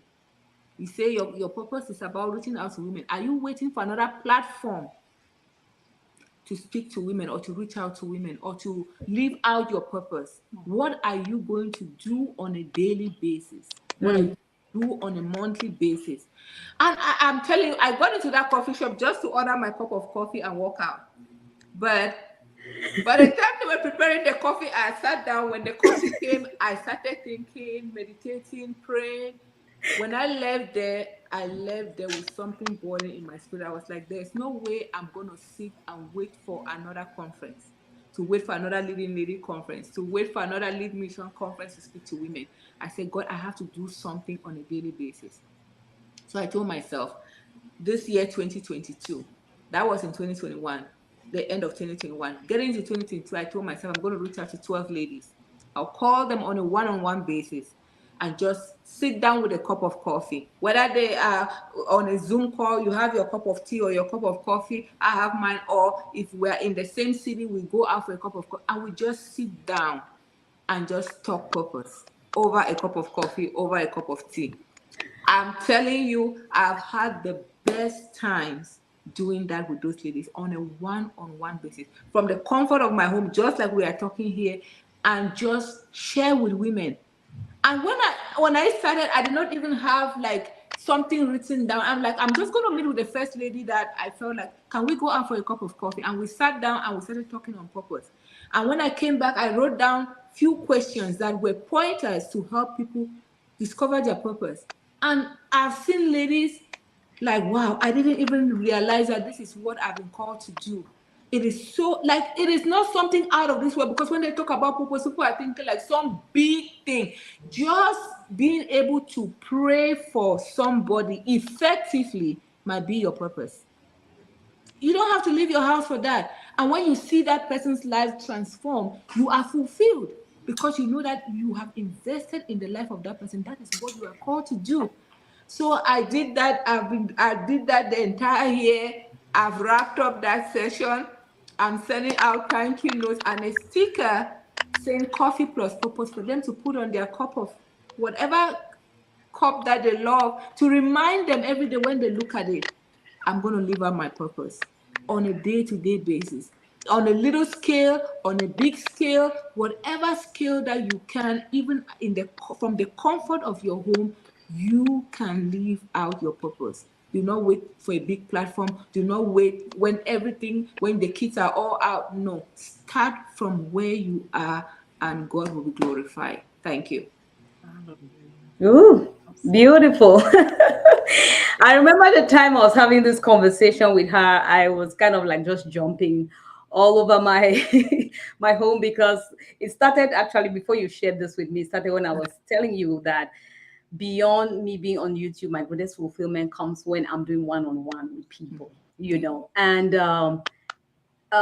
just before I get to Mama Claudia, if you permit me share my own story, which is just like you. And I shared this on one of my videos when I was talking on knowing the myths. The title of that video is The Myths and Misconceptions of Purpose. And one of the things I shared in that video was that we think that purpose is something in the future that I'm going to stumble on, you know. But again, I'll draw from Miles Monroe again, because he's the one who triggered that for me. He said, when you look at a mango seed, everything that a mango tree needs is in that seed already. When you plant it, it just, it just springs forth. But everything that it needed, like everything about a mango is in that seed. And this message came to me when I think I was pregnant. No, I had just had my last baby. And immediately I heard that, I remember looking at my baby and I was like, everything about this baby was already there when that baby was formed in my womb. The rest of the things was just development and growth. And even when they come out, it's still development and growth. So all that I am called to do is already within me. So purpose for me, I started to tell myself, purpose for me is not in the future. It's not when the kids are grown and they're out of the house, or it's not when I finally get a job or do this. I'm CEO of some company. I'm this, because I think that today we tend to empower positions and we think we're empowering people. If you're going to respect me but for what I do, then what happens tomorrow if I'm not doing that anymore? What happens tomorrow if I'm not bringing that paycheck at home anymore? What happens if that business is not flourishing anymore? What happens if I'm not that position anymore? Then I go back to not being loved and respected by you. So vice versa, men, women, I think we should empower people to understand that irrespective of what people do, they should be loved and respected. I'm sorry, I think I'm digressing a little bit there, but I just want to bring this because it's still part of the story. It is what should make me feel loved and respect should be irrespective of all those things. Those things that I do is for me, just like Claudia said. It's for you. It is when you feel your self-worth improve. It's when you feel you deal with your insecurities, your increase your self-worth, the self-awareness and everything. You yourself, you're different. You are yourself. And because you're yourself, you bring the best to your marriage. So that marriage is not working because now you've had some job or some position. That is why now you have love and respect. Because I've heard people say, as a woman, go do your own thing so that you will get love and respect. And it becomes like this power thing. So what happens if that job is not there? Then you become a slave all over again? No. So you want to be loved and respected for you. But whatever you are doing or achieving or living out your purpose, it's for you to, if you want to go out there and do something, is to increase your own self-worth, your own personal growth and development. And when you're yourself, when you just have a bad day, what happens? You come home and you're somehow. But when you're yourself, people get the best of you. So I think women becoming the best of who they are, or a man who is just frustrated, feeling like he's coming home, that woman is wondering why he's just angry. He's not been able to find his purpose. His job is not going well and anything. He's not himself. The moment he feels like he has found himself, his calling and everything, even if he's not bringing home a huge paycheck, you will see a different man because he has found himself. So coming back to the story, this was a season where I kind of like, okay, when this is over, then I will go do that. But then this opened my eyes to see that if it's that as a mango seed, as me, my purpose was already in me from way, way back then it's already in there. So I started to look back at some things that have always been my passion. I started to look back at the things people said about me, the comments they made about me, the feedback they gave me, everything was so related. So I saw that it has been there all along. But if you are not aware of it, you are going to leave it out by chance. That's right. And it's very different when you're just living out your purpose by chance and when you are intentionally full force going with it.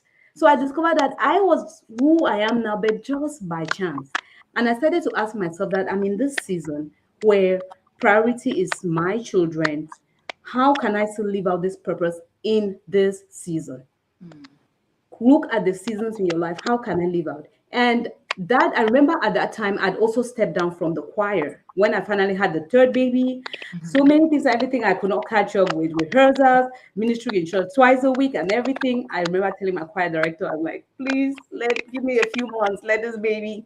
So as if that was not enough, I'm like, I've dropped this, and now even choir, I've dropped it. You can feel empty sometimes. But then I remember getting to church and trying to figure out where I could fit in, just to be doing something. And then when I looked at the children's ministry, guess where I was sent? I was sent to the nursery. So I was like, nursery from baby to baby. But guess what? Never, when your heart is in the right place, when you know it's not about you, when you know it's because you want to serve, you want to let out that thing that is within you, you have to trust God. There are times He will open doors where you don't see any door there. But if you are having your own plans and your own calculations in your mind, you miss it. Claudia went to get a coffee and it ended up different way. I went into that nursery and this were like the best years for me in service. Guess what? I was meeting on every weekend with moms like me who had similar stories like me, who had similar concerns like me. So that was like a double ministry for me, serving kids and at the same time having an opportunity to have a heart to heart conversation with mothers. So you see how God can work things out. I found fulfillment. And that opened my eyes to see other opportunities. To just even till today, I have women that have moved on, relocated. We still talk some things that like this thing that you said, this experience that you shared, this one that you did. And my husband will bear witness the fact that I just did motherhood from a very, very different place. I didn't feel like I need to. And again, to be clear, with my case, I kind of was like on and off. I happen to be a nurse, and as you all know, it's easy to be flexible with a nursing career. You can pick hours, you can drop down hours. So there were times I would go back. There were seasons where I'm just completely home. There were seasons where I managed it with work.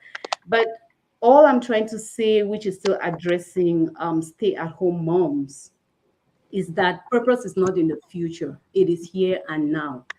And it is not like you have to leave in fact, everything that's coming back home, there are people refusing job offers now because we want to do it from home. So guess who's winning now? So in we should understand our seasons. Let me pull again from Joyce Meyer's story. She said something and said there was a season in her life she felt everything was delayed. She said, "You've called me God, but there's delay. I can't work full time. The income is not coming. I couldn't even go to Bible school." But she said those were preparation seasons for her, which again, that's something you all have said here, that take those seasons in your life as years for preparation and building yourself. It is still part of the vision. We don't vision is not when you have found yourself on a pulpit. It is the process, it is that journey. Take away my past experiences till now. I have no message, I have no story. I won't be who I am today. So it was those seasons, of just studying and building myself. Like she said she had to be home, she had to study. It was just, and when she was ripe and ready, she was able to do what she is doing. And she was able to find herself. And if you see, she has where she's going, her spouse has where they're going, but then people work together. So I just thought to bring in my own story in this area to back up what you were saying, that I understand what you are saying, and that please, purpose is not somewhere out of your home. Where you are in that season of your life, don't compare with somebody else.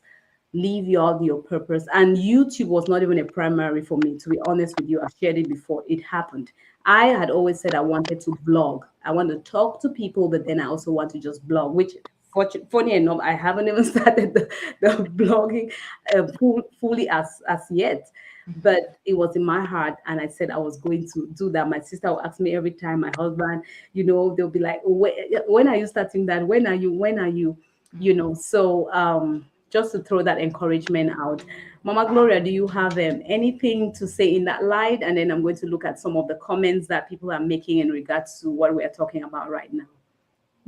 I know. I think you ladies have shared so much already, honestly. Well, I think stay-at-home moms. I also have been a stay-at-home mom. My husband has actually been a stay-at-home dad too. Thank you. I And was like, let's so bring that's men the on thing. board. I think number one thing is, humility. We have to have the character of humility. Because when you are in a space where you feel like you're not contributing financially to the home, and sometimes what God is trying to teach you in that season is just how to humble yourself and do what you can to contribute. It might not look like, you can count it in money terms, but the time that you're putting in and the effort in doing the other things, it's contributing to that.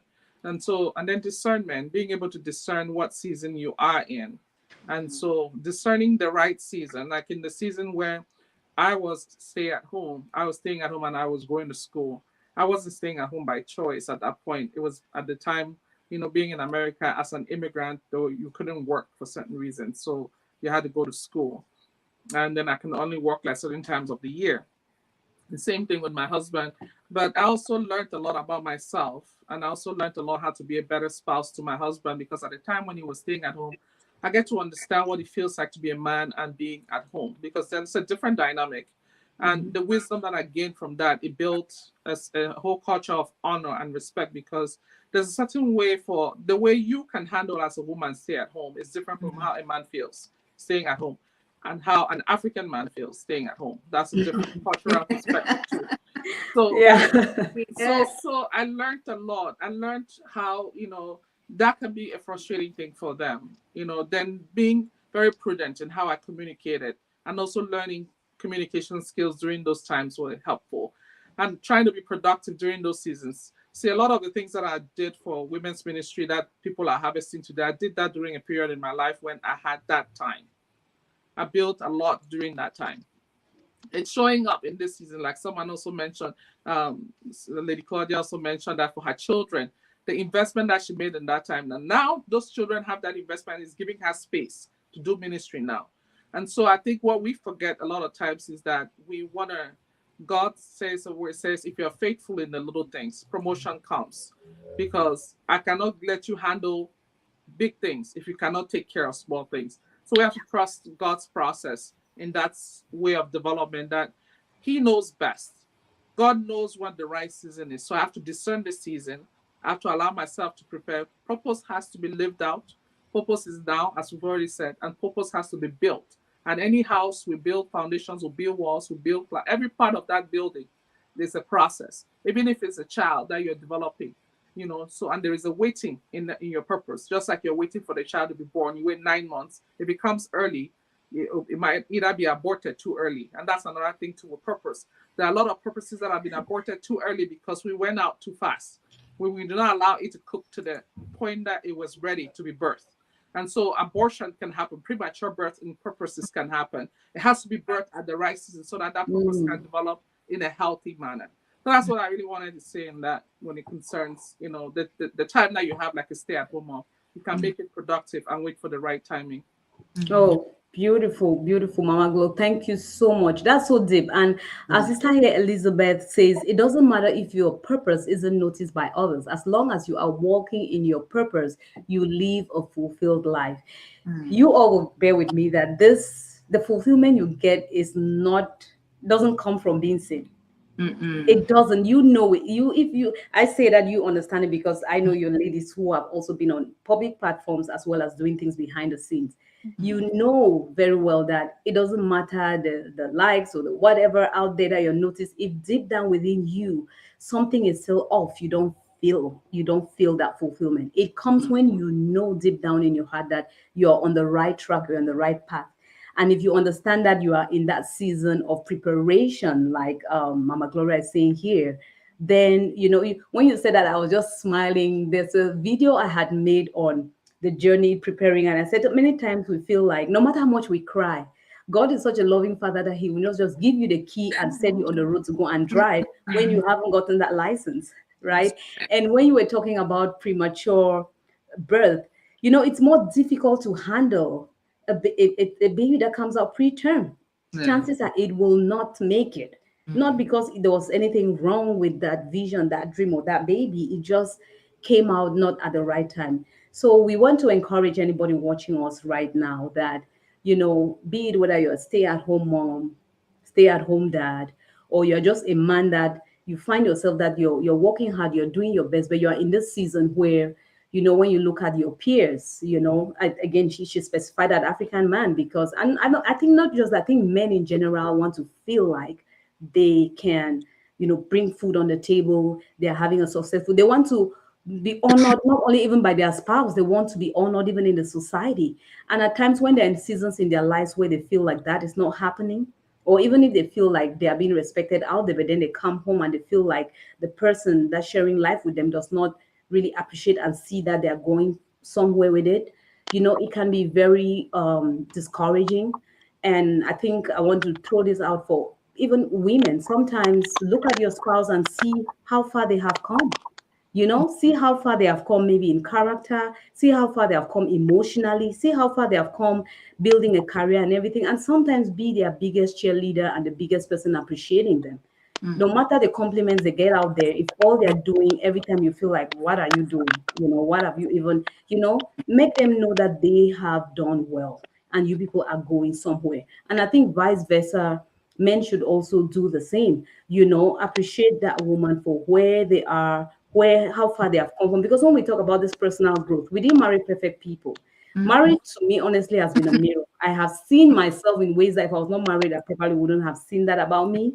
And I want to believe that I've equally been a mirror for my husband to see himself. But then we should be able to appreciate each other as we grow.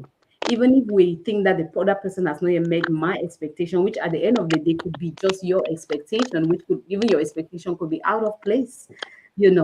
I think it goes a long way to help in that light. I hope that somewhere we've been able to help a mom who is out there. Let me just run through this real quick and we'll conclude on something. It says, I have learned a lot today from all you ladies.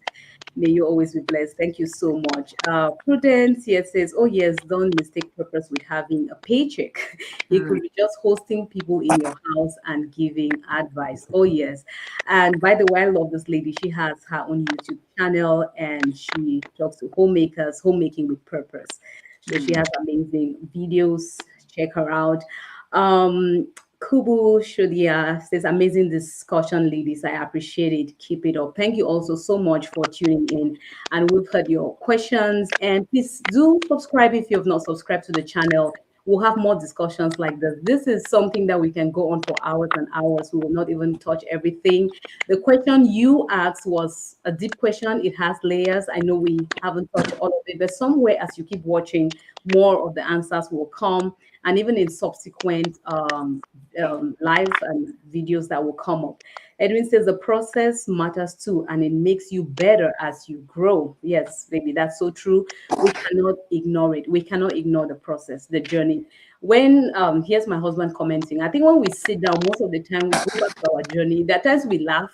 I mean, we really laugh, at some of our childish days and days that we had it all wrong, some things we were excited about, and today we find that so stupid, and then we also just find places where we really have to repent and say sorry to one another, and which is something really beautiful. We talked about communication and sharing our hearts. I'm going to bring that as one of the question here, but what he says here just brings that up to my mind. I want you ladies to keep it in mind, like how do we create an atmosphere also for the other person to comfortably be able to be vulnerable, to be able to tell you that, because at times we say this woman is too defensive, this man is too defensive, but if they already know what will come out of their vulnerability, of their being vulnerable to you, they may really shy away. So later I would like us to really encourage the people watching how we can create that vulnerable atmosphere around us, because I just love that my husband doesn't struggle to say that he's sorry, and to just point out something like, oh my God, I need to work on this. And sometimes like, yeah, I need to work on this. It's not a time for me to jump and say, you see, I told you, or it's a time for him to jump on me and say, you see, I told you. So the atmosphere you create for each of you to be able to encourage each other when you have done something right, maybe point out when you are not right, and then also appreciate how far you all have come physically, mentally, emotionally, spiritually, goes a long way. These conversations are so rich. Wisdom for living a fulfilled life flow. Well done, ladies. May the Lord increase you. Uh, Let me say that. Thank you so much. I've learned a lot today. Purpose is a here and now. This really stood out to me. It's challenging sometimes to trust God in those seasons that seem like nothing is happening. I hear you. I hear you. It is challenging. When there seems to be a delay, it's good preparation time for you to better handle your purpose when it's birth. Thank you, Lady G. And Queen Esther here says, best purpose marriage session I've ever listened to. Thank you so much. And there are all these comments and appreciation coming in. Hey, Gladys, welcome, welcome in. So, ladies, just like the question I asked before, we're going to tackle some two important other topics here is how do we create an atmosphere in a home where it's comfortable for us to share, do the kind of communication that you guys talked about? Let me Real start. quick. I'll do it quick. Yeah. Again, it will sound like a broken record here, right? Yeah. It's how you do marriage, you know. So a lot of times for our young, I know I talked about generational differences, as we move from our parents who were the baby boomers and up to our Gen X and to millennials and now the Gen Z. All of those generations are kind of learning differently. But the biggest thing and my concern is this generation, the social media generation, because and there are some really values, that gets lost because of the now and here and now and the very flimsy and shallow things of life. But all we are looking for is, oh, I'm looking for this person. It has to be handsome. It has to be, this guy or this woman I'm looking for. We have the wrong perspective for marriage. Because if you marry your friend, if you marry somebody that you're easy to talk to, you joke with, you have humor, you laugh about things, you know, it's a lot easier. So if you look at this generation and the generation before, remember our parents. Okay, now I know people are from different parts of the world here. When I grew up in Africa, I saw like when people were married, I saw the dad was walking like in front, the mother is like coming behind most of the time, you know. And when the woman is going to tell something to the man, she's even just nervous and just she doesn't share everything because it was more like if they can just say you this woman, they can just they don't treat them the same way.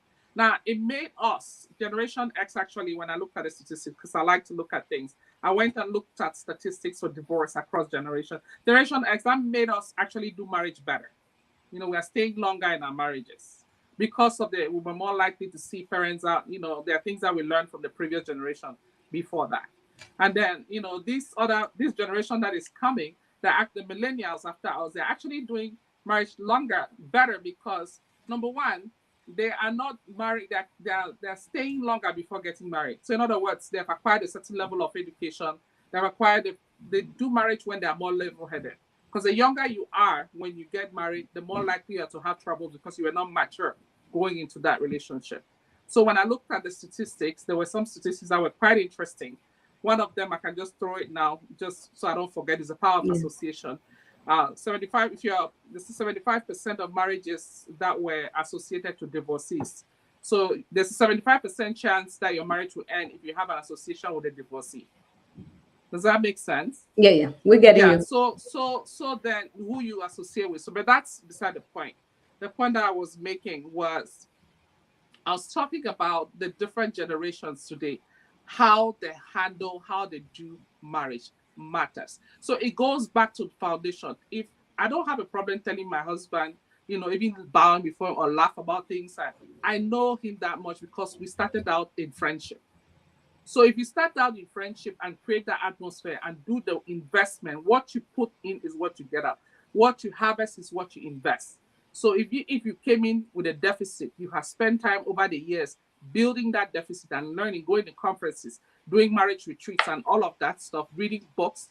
You've learned how to do marriage right, such that you created that healthy environment and have a good sense of self-worth yourself. Because part of the thing about not saying I'm sorry is like you're worried about your worth. And also the kind of feedback that you get, how you respond to somebody when they're vulnerable, to you also matters whether they're going to open up again next time. So, I mean, because of time constraint, there's so many things that go into a lot of these things. But at the end of it all, if you just think about all these little things, who you associate with, how you've invested in your marriage, how you respond. You can always correct. You have opportunities to correct, self-correct different things that you've done over time. But those things all will work into making that relationship a healthy environment. And you're less likely, like I said, most conflicts are not resolved. They're not, we just adapt to them. And most of us come into relationship with a bag of problems.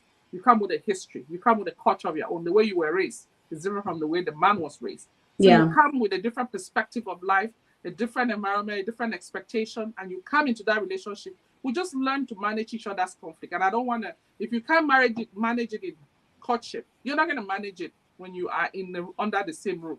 So that's why you do courtship the right way. So you can figure out those aspects. If the man can say, I'm sorry to you, or you can't say, I'm sorry to somebody when you guys have been together, or you're constantly in contempt, looking down or talking down on somebody, making them feel so less of themselves. If you're already exhibiting those character traits before, that is already a red flag that you're going to have trouble in marriage. And that will spill over into all the other things that you're trying to do, but be it purpose, be it parenting, all of that, those things will play into you managing a healthy marriage. Wow. You guys are just spitting out so many germs here. I have been writing my own notes here. It's long, long, long, long. We'll tackle two. I told you we have two more questions that I want us to quickly tackle, and then get off here. I'm going to ask it, but I want to get it first from a comment that came from Queen Esther. She's here on the live, but she asked this question when I put up the post on Instagram. Not a question, she just expressed it. Say, oh my God, this is me. I'm struggling with deciding if I should apply for residency after graduation or not. Residency is very hard and it will keep me away from my family for a while because I will be so busy. Oh Lord, sis, you are God sent. I can't wait, patiently waiting for this. I want us to look at the other side of it. We have really digged into things that are the problems are coming from within the marriage itself. Lack of growth, no knowledge, understanding. We have no mentoring over us, just things about the marriage itself.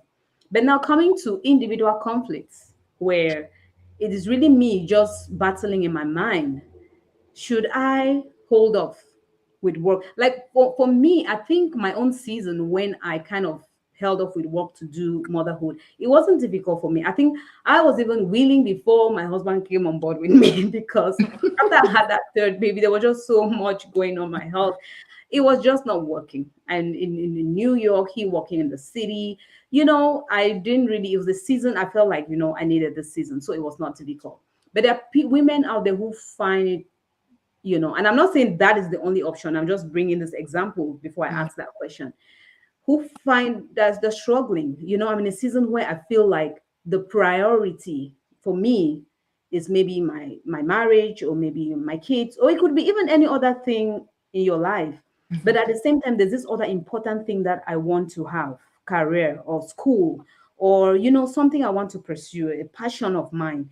Which one should I pick right now? They're having that conflict. Here, this one is clearly here. This is not a problem of within the marriage. She herself, she's in school, she's doing a doctorate program. It's tough. And she's thinking, should I hold off with this first? And maybe it's going to take a lot. It's just that is going on in her mind. I also have a friend who wanted to move from LPN into to do her RN. And her fear was like, will I get enough support from my husband? Will I get enough support from my family? Understanding from my kids? I know it's a tough program. I'm just so afraid. Will I go? And you know how much fear can paralyze people from starting. I was just laughing with her the other day. She just passed her NCLEX. And I'm like, see, you were so scared. Like, where will I get the help and everything? And I was like, go for it. And here you are, you've gone, you're through, you passed, you've even finished your board. And, but there are people that fear alone has held them back. This is a success story.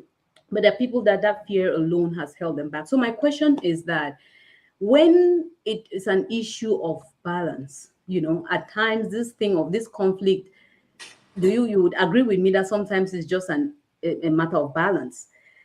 How do we find that balance? Do we have to pick one and leave one? What do you define balance? Because some people think that balance is that I have to have it all together, perfect here, then I'm balanced. Is that balance? You are ladies, I see you're in happy marriages. You have kids that are doing a lot of things. You're involved in those kids. You're involved in ministry. You have your career. Do you have it all together? Do you have a perfect life? What does balance mean to you? What will you talk to somebody who is saying that, it's not like somebody is holding me on my neck and preventing me from living out my purpose and my dream, but somewhere, just by the nature of the fact that I have 24 hours, it's just me. I still have that internal conflict between this and this. How do I find balance? What would you say to somebody like that? I would say that first, timing, the season is very important. Now you are a student. Maybe I should use the example of the person talking about school going into residency. This is the season. If this is the season, and that's where the God factor will come in. If you are a child of God, this is where you take time to pray. God, is this the season for me to pursue this? And I think that is where, as a child of God, you have a higher benefit of having God coming on board with you, knowing that is this the season for me to go to school. It might look like it's very cumbersome. Even when you know that, okay, now I want to go to school. I have this to do this. But now, as long as you are in that season to do that thing, God will give you grace. God will give you grace to be able to handle school, maybe for somebody who has a family, to be able to handle school and your family. Because there are times that on your own human strength, you cannot accomplish all of those things because you are thinking, okay, I have to go to school, I have homework, I have to cook for my family, I have to attend to my husband, I have to attend to my children. But there is grace. That's where grace comes in, where you depend on God. It's not by your strength, it's by the grace of God that we are able to put all of these things together and be able to execute them. So another aspect is setting your priorities right. You can't do everything at the same time. What are your top priorities? Be able to write them down. Somebody said that anything that is not written, if you write things down, let me put it this other way, anything written down, there's a 50% chance that you are going to do it. If everything is in your head, you become so overwhelmed, like, okay, how am I going to do this, that is happening. Write them down. And then look at them together with your spouse. If you are a family person, together with your spouse, look at it. What are our top priorities in this season? Because when I got married, I knew that there was no way I could push to say that I wanted to go to school right away. It was not going to happen. Number one, we did not have the money for it. Number two, my husband was in full-time ministry and we were all involved. There was no way for me to say, oh I love to go to school. I love to become a nurse, but I saw that there was no way that was going to happen then. That was not a priority at the time. So I kind of like, okay, school is going to come. I'm going to go to school. There's no doubt about it. But for the moment, it was ministry. We finished that. The kids were in school at a certain point. Then when it was time and the season for me to go to school, it just came naturally. When you are in the season for you to accomplish a particular task, it just flows. It just flows. Like, I just finished this DMP program. I didn't even know, like, in my wildest of dreams, I would have never thought that I would be able to handle another school for 4 years again, and family and ministry. But when I came to that place where I feel like I'm overwhelmed, I know that I'm trying to think about it on my own strength. Then I go back and say, God, I need your help. Help me process all of this. And once I set my priorities right, and it just flows. So timing, the season, the grace of God, and setting your priorities right. I think Wow. yes. Wow. Timing, season, setting your priorities right. Yes. Write those things down. Sit down at your own quiet time and ask, what's the timing? In what season am I? How are my priorities? Are my priorities being, I think we have to make another session on what we should consider when setting priorities too. Because I think that now social media is making us set our priorities based on external expectations, what people expect, again, also how what people define as success and what people define as purpose. So I'm going to set my priorities based on those expectations around me, based on those things that people, and then at times so I said once, I said, we always say follow your heart, but I would say follow your God-led heart, because even the Bible tells us that our hearts are deceitful. Yes. And if you just want to follow that heart, remember that heart sometimes is controlled by what you are feeding yourself with, all the things that are coming in you. And for a season, you can feel like, if I don't get this thing, if I don't do this now, if I don't do it this way, that way, I'll be left out, this will happen. Because sometimes what is difficult to stay in that season is because you feel like you are left behind. I just came out of a sabbatical and I said, you know what? One thing God was revealing to me is that it's okay to slow down. There's a Chinese proverb says, be afraid to be stagnant, but never be afraid to slow down. Just keep moving, slowing down. I think we need that. Slowing down is a very bad thing. Slowing down means mediocre in today's day and time. Slowing down means you are not going fast enough, or you're not ambitious enough. If you're ambitious enough, you have to be, and again, like I said, there are seasons, like you said, there are seasons where you just know that I can't slack. This thing has to be done this way and get it out of the way. But then there are other seasons that you have to set a certain rhythm for yourself. So thank you so much, Lady Claudia. That is so deep. And I just love how you're sharing it from your own experiences so that people should see that this is real stuff we're talking about here. You've experienced all of that. Marrying without understanding yourself and purpose, then getting into children and having that season of young kids time, seasons where now you're, now you're having to handle all of this. But again, I would still, before I go to my Lady Gloria, I still come back to you that um, anyway, I could say you have even put it out there already, that even in this season where you're having all of these things going on for you, where do you find balance? Are there times that you feel overwhelmed? Are there times you feel like my kids are being left out, my husband is being left out? And are there times where you feel like, oh my goodness, this month or this season I've just been drowned with kids and husband, and there's this my passion or this project I wanted to finish and I haven't finished? Are there seasons like that for you?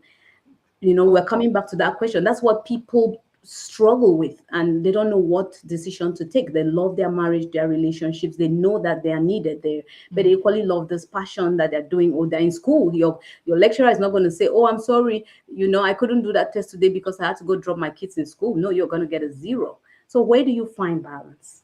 Oh yes, like you said, that there are times that you become overwhelmed. Definitely. I think that in my entire lifetime, this I would say this year was one of those. This year was one of those years that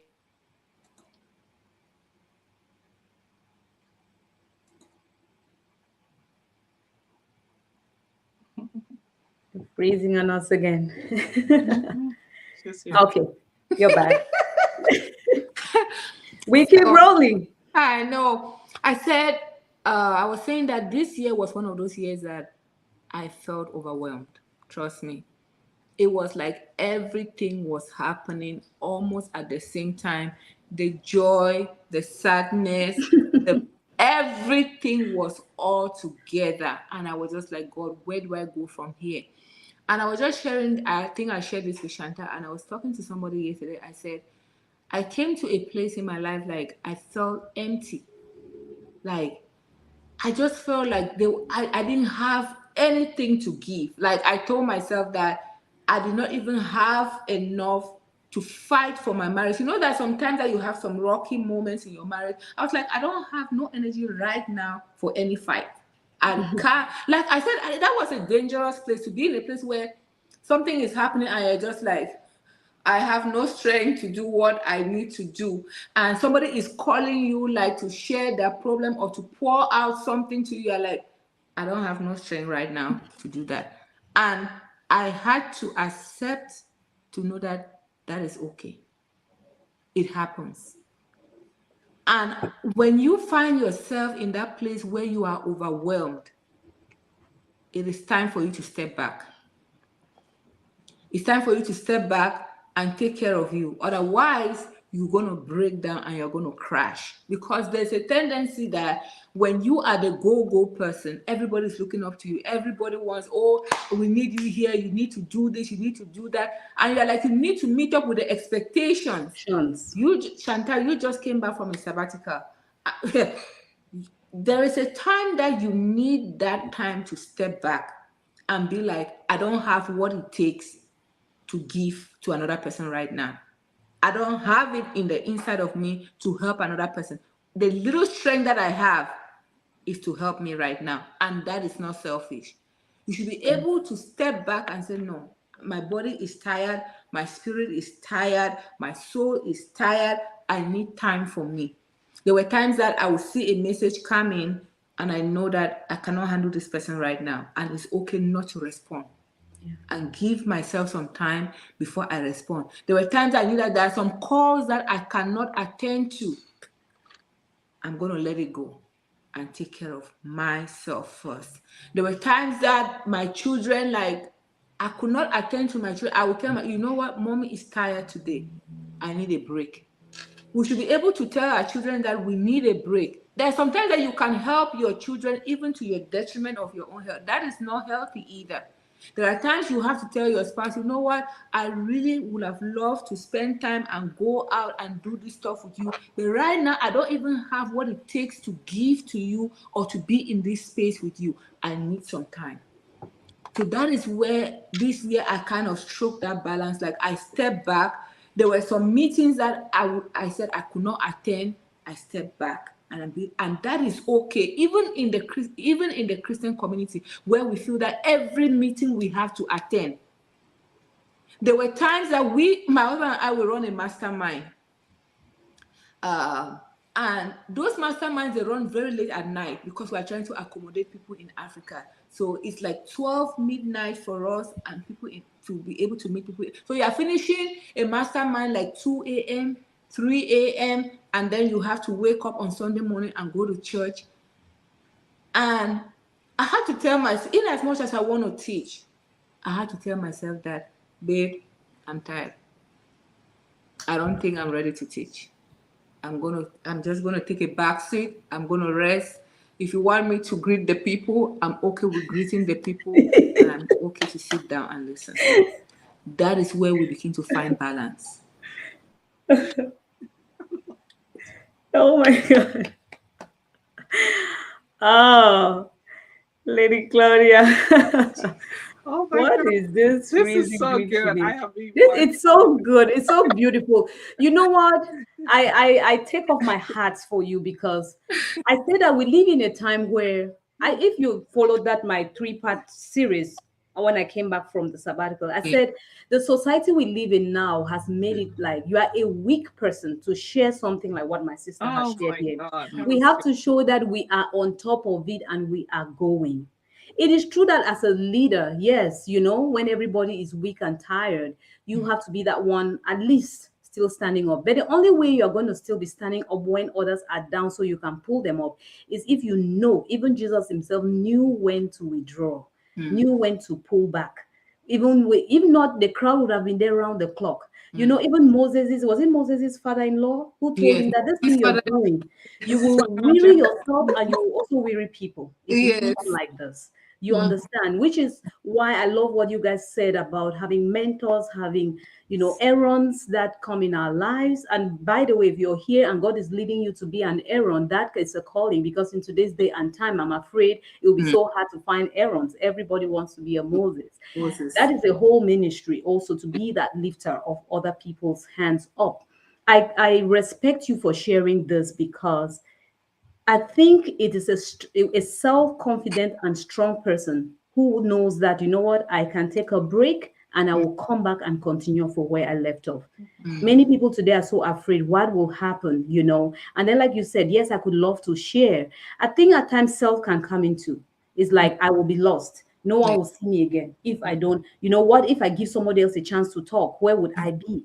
At times, self can make us not to know when to pull back Mm. and not to know when to prioritize this, knowing that this will come back.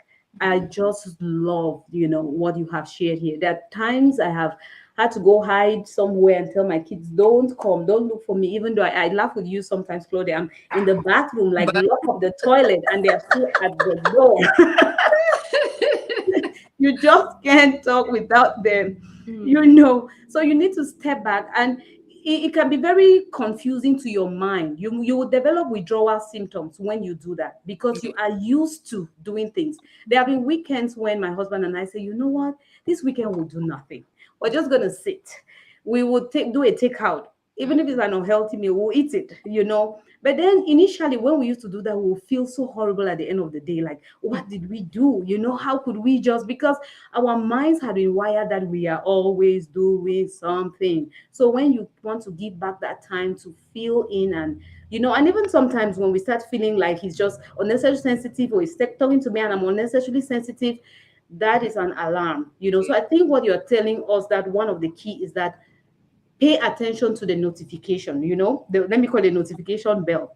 When Mhm. your gas is running down, there is a Low. meter there to tell you. When your battery, your phone is glowing down, there's something to tell you. I think we are just living in a society that is blinding our ears, making us deaf. We don't hear those notifications. We are blind. We don't see when every part of us is telling us that, hey, this is the time to maybe hold off this. There have been times that I have actually skipped a week of putting out a video, because right in the middle of editing it, I had this it was so strong on my heart that, you know what, today you have to give not a passive time to your children.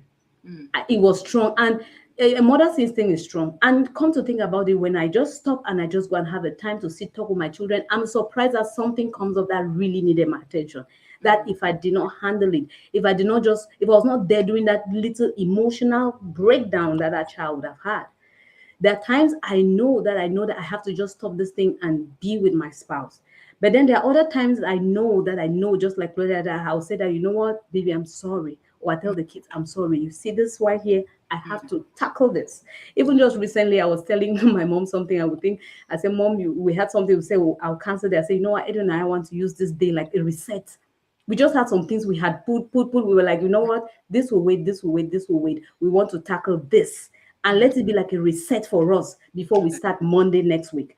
So you have to have those times. I thank you so much, Claudia, for sharing this with us. Mama Gloria, you have it all together, because you have also been a big role model for me. There was a night that I had to make a call. I was just pushing it aside. And then I think it was around the time we were going to have the fast, and you wanted me to share on one of them. And I just reflected on how her day had run, the things she had done. And I was like, Chantal, you're just giving excuses here. Just do this one thing. And I'm so happy that I finally got out of my bed and I went and made that call. And it was really timely for that person. And I was just asking myself, how does she do it? So let me ask you now on a public platform, how do you do it? By recognizing what I can and cannot do. Seriously. Lady Claudia did a fantastic job. I really just have very little to add. So Yeah. one thing I want to say is it doesn't matter what car it is, whether it's a Mercedes, Benz, limousine, whatever, every single car run out of gas. You'll have to stop and fuel it. So like you were talking about the notification bells, you want to stop when you see that gas gauge going a little low. You don't want to stop when you run out because then you'll be forced to stop. And for me, that came last year was a really strong time for me. I had like 2 surgeries, which it was hard during that period. And I do remember being on a bed, recovering from surgery. I still had people contacting me like on a hospital bed and contacting me for help. I mean, I had anesthesia in my eye. Once somebody called me during that period and they were asking for something, and I was just telling them, I'm really sorry, I'm in the hospital now. I can't really talk. And I do remember the person left and never called back to check how I was doing. Mm-hmm. Then it dawned in my head that, in that place of need that person was, all they saw in me was somebody to fulfill a need. Mm-hmm. But they didn't even think about it. But what that helped me to understand was that if you're not here, you're the first loser. Mm-hmm. If you lose your life and you're not here, you're the first loser. Then your children, your spouse, immediate family. And if the job that maybe you're working hard to do all this stuff, if you're not there, the next time they're recruiting the next person, replacing. So we are trying to do all this, be a work, and then sometimes we're not feeling good, but we're still pushing to go to work because we have, yes, great work ethic. But if you're not giving 100% of yourself, then you don't have to be there. So giving ourselves permission to say no so we can say yes to important things. And there was a season where I had to pull out of Facebook for several months. I was out of Facebook for that season for like 8 months or so. And I remember some of my mentees asking, when are you going to be back on Facebook or somebody else? It went to be past my birthday and they were like, well, how are we going to post now your birthday? So I said, that's fine. I know you and you know me. And we're fine that you wish me a happy birthday. It must not be on Facebook. I'm just being obedient to the Holy Spirit this season. I had to discipline myself to be completely out of Facebook that season. So social media, there's going to be times when you have to take yourself off of social media so that you can focus on your own little space. Then also the help. I have a lot of help. I have my spouse helping me. I have my mom helping me. And sometimes we don't take the time to appreciate the help that God has put in our lives. I have help, and I cannot take that for granted. Yeah. And then also involving everyone. I found out, I don't know about you, we had to come up with, when our kids got, my son is in sports. 2 of them are actually in sports right now. And it's really complex. So we had to come up with a family schedule. I mean, like one that is, there's one that we are using that is online, where every Sunday, before we start the week, we clocked the schedule, we updated, we all sit and pray for the beginning of the week. Say, okay, this is where this person is going, this is how this is happening. We make sure that we've looked at the schedule for that whole week and prayed about it so that we know what is coming up. So that pre-planning helps us so that we can anticipate where room is in the schedule to do and priority, as she had talked about it. And then there's also negotiating, So there's some things that you're going to negotiate, like your needs. Your spouse may need something from you. I know I haven't talked too much about intimacy here, but I like to talk about that because that's a very big part of marriage that if you don't fulfill it correctly, it's going to end up spilling over somewhere. You come back and you're so exhausted, but you need intimacy in your spouse. And then you have to learn how to negotiate timing. Maybe I'm not ready for that now, but can I get like just an hour of sleep and then I'll be ready? Or can I do this and I'll be ready? And then talking in those terms of negotiating, even with your children. They come in, Mom, I need this, I need that. Say, let me do this. I'm preparing for this. Like right now, I was preparing to come here and my son wanted me to do something for me. I say, you know what? I will be available when I'm done, okay? Then you've addressed that need. So be good at negotiating things, prioritizing, scheduling, being okay with saying no, withdrawing for a season, stopping and gassing up and fueling up so that you can be effective. And what you can't do, you can't do. It's okay. It's better for you not to be able to do something than to try to do it your half self and not give your 100%. Mm. Oh, you were saying you don't have much to add, but you've added a lot. A I did. lot. A lot. Yes, I heard you. Negotiate. Please, if you're watching here, negotiate with your spouse. I think, and we have already talked about how that communication should be. I think one of sometimes we just upset, oh, why are you asking me this now? Instead of just going ahead with that negotiation, even with the talking with the kids, it has worked a lot. They understand more than we can imagine. You'll be surprised how I'm talking to my kids. You think I'm talking to some grown up. I'll be like, you see, this week there is this, there is that, and then okay, what about Saturday? I was like, let's see. No, Saturday I'm going to have a live, and then just make them understand that I don't need to yell and shout. It's okay for you to ask, but then it's also okay for me to present to you why I can't at this time. And then, like we said here, you have then just pray for the understanding. And the understanding, it grows. I can say that the rate at which my husband and I, we support and um, kind of encourage one another and help one another has grown over the years. It's enjoyable now, but it has not. Don't sit down and say, "Oh my God, good for you." It has not always been like that. It has been a long journey. There were times that he can sink into his own world, and I'm like, "Oh, I need help," or I just sink into my own world, and I forget that what he equally needs help in an area or need me. But over the years, as we have grown also personally, and you are beginning to see where you can accommodate that person in your space, understanding marriage more, understanding what a shared life means, understanding collaborative purpose and individual purpose over the years as we're growing, we're beginning to see that what, if the other person excels and is happy, it just goes a long way to make me also excel and I'm happy. And with time, as we get to understand ourselves and the other person, we know how to help each other better. I believe you were to ask my husband, there are probably things that he still feel like, oh, I think she should be able to do this more, do that less. But then with time, I'm going to keep learning and I catch up. And there are areas that I keep looking like, oh, I wish he did this more and I wish he did this less. But if the fact that I am communicating and negotiating and seeing that that person is doing their best, it's not just listening and sitting back, there is hope, and then we're going to get somewhere far. You also mentioned the aspect of asking for help is a big one. I didn't realize there was a season where we had our siblings, my husband and I, we had our siblings at home. I joke with them now. I say, if you guys come back to my house, I will kill you people with assignments. I did not take advantage of. No, I will not say I did not. That would be so wrong of me to say that because I got just so much help. But I'm just saying that there were times that I could delegate some things, but I just felt I have to do it. Oh, new mom, this. I remember times my sister wanted to even just help me pick out clothes for the kids. I want to check those clothes. I did the clothes I really want my kids to wear today. I think you will have to learn to trust people, delegate people, get help around. And let's not go to extended family, just our spouse. At times you're upset that your spouse is not helping, but you have not taken that step to actually ask for that help. Especially women, at times we are just super women. We want to do everything up, down, and then at the end of the day, we complain. But you'll be surprised that when you ask, you'll get it. And when you appreciate that help that comes, you get even more. So I think that is beautiful. What I was afraid actually happened today. I knew that there were just too many layers on this topic, I started and expecting. I was going to go like get lost in my trend of how I wanted to ask these questions, and we will probably go way over time.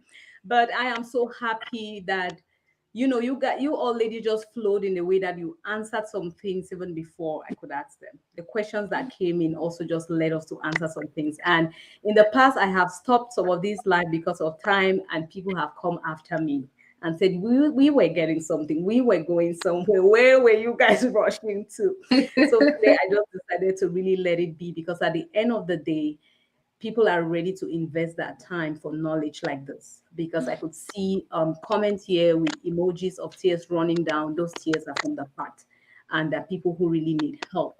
So I'm happy that we're able to, do this. This last comment says, yes, there's a time to pull back and take care of ourselves. And I love the way you ladies have put it, because self-care too in today's day and time has been shown from a place of rebellion. Like, okay, now it's me time. No, you ladies have really shown how self-care should be done, even with, because my clause for this thing was, how can I find take care of me without losing us, without taking away the aspect of us. But I would like us to conclude by, there's just so much. I know you ladies have so much. If we were going to go into this balance, you guys will go deeper and deeper and deeper on how to find balance. But you've touched so much of it. Let's conclude by helping someone here who says, okay, you've talked about foundation, you've talked about understanding, communication. What if I right now I find myself in a situation where I'm in a relationship where, maybe that person has not grown, that person does not work with me, maybe an insecure spouse who will just not let you grow because they feel intimidated by your growth. All those things we have listed here. What is the way forward for somebody like that? Should they just give up and say, okay, you said the foundation should be right. So now that my own foundation wasn't right, I'm done for. I should just give up. I should lose hope. Or, I have not been growing myself. Now I see the problem, let me just give up. Or where do they go from here? Anyone who has listened to all what we have said here and has seen where they are the problem or where their spouse is the problem, where do they go from here? Should they lose hope? When it comes to you, yes, you can say, oh, I've seen this, let me work on me. But when it's the other person, where should I go from there? Should I give up? It's a tough one, but let's try Oh, to see okay. what we can Well, do. I'll just say no. No, you can't give up. Okay, so we don't advocate for divorces in marriage. We don't advocate for leaving your spouse, unless there is a reason for like some kind of really abuse or something else. Then there's things that you can do like separation to get help. So we are talking in a situation where there is just a misunderstanding, right? This is where we are, a misunderstanding. It is always, always better to focus on you, because when you focus on you, you get better by yourself. The spouse can see the work that you're doing. And so what I start with, if you don't know God, start with God. Have a very strong, established relationship with God such that you know how the Lord speaks to you. Understand the voice of God in your life. And then take a time of devotion, spending time to study the word and spending time to pray. There is power in prayer. Prayer changes things. Things that a lot of times, all this stuff that we talk about here is we talk about things that you can do. But let me tell you that some things that even when you've done all, the Bible says, after you've done all, do well to stand. So just be in the place of intercession for your spouse. Pray for your spouse. Pray for yourself. You're not praying and saying, God, do this and that. You're just praying and lifting yourself and say, Lord, help me be a better person. Pray unselfishly. Because when you start praying and allowing the Holy Spirit to do the work, and you yield yourself to transformation, and you start interceding for your spouse, you're going to see what God is. Because sometimes we try to take the place of the Holy Spirit in our spouse's life, in our children's life, in the people that we're ministering, if we are pastors, or we try to take the place of the Holy Spirit in their lives.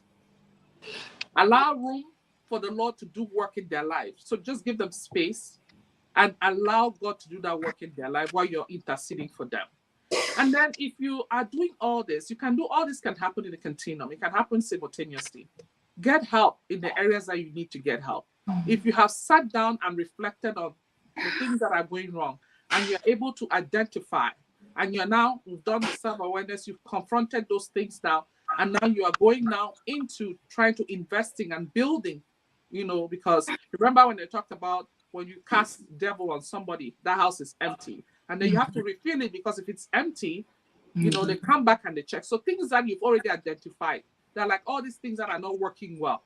Start taking care of the problem, because if you don't take care of it, it will get worse over time. And so get the help that you need. If it needs you to go get help, mentorship, classes, marriage retreats, even just what you call them, not retreat, but when you withdraw with your spouse, it's a retreat, but not like attending conferences versus retreat, right? Those kinds of things that you do to invest in, whatever it takes. And all what we've already shared, we've already talked about some of these things. If you try that, and it will certainly work for you, and just be patient. It takes some of these things, they don't happen really quickly.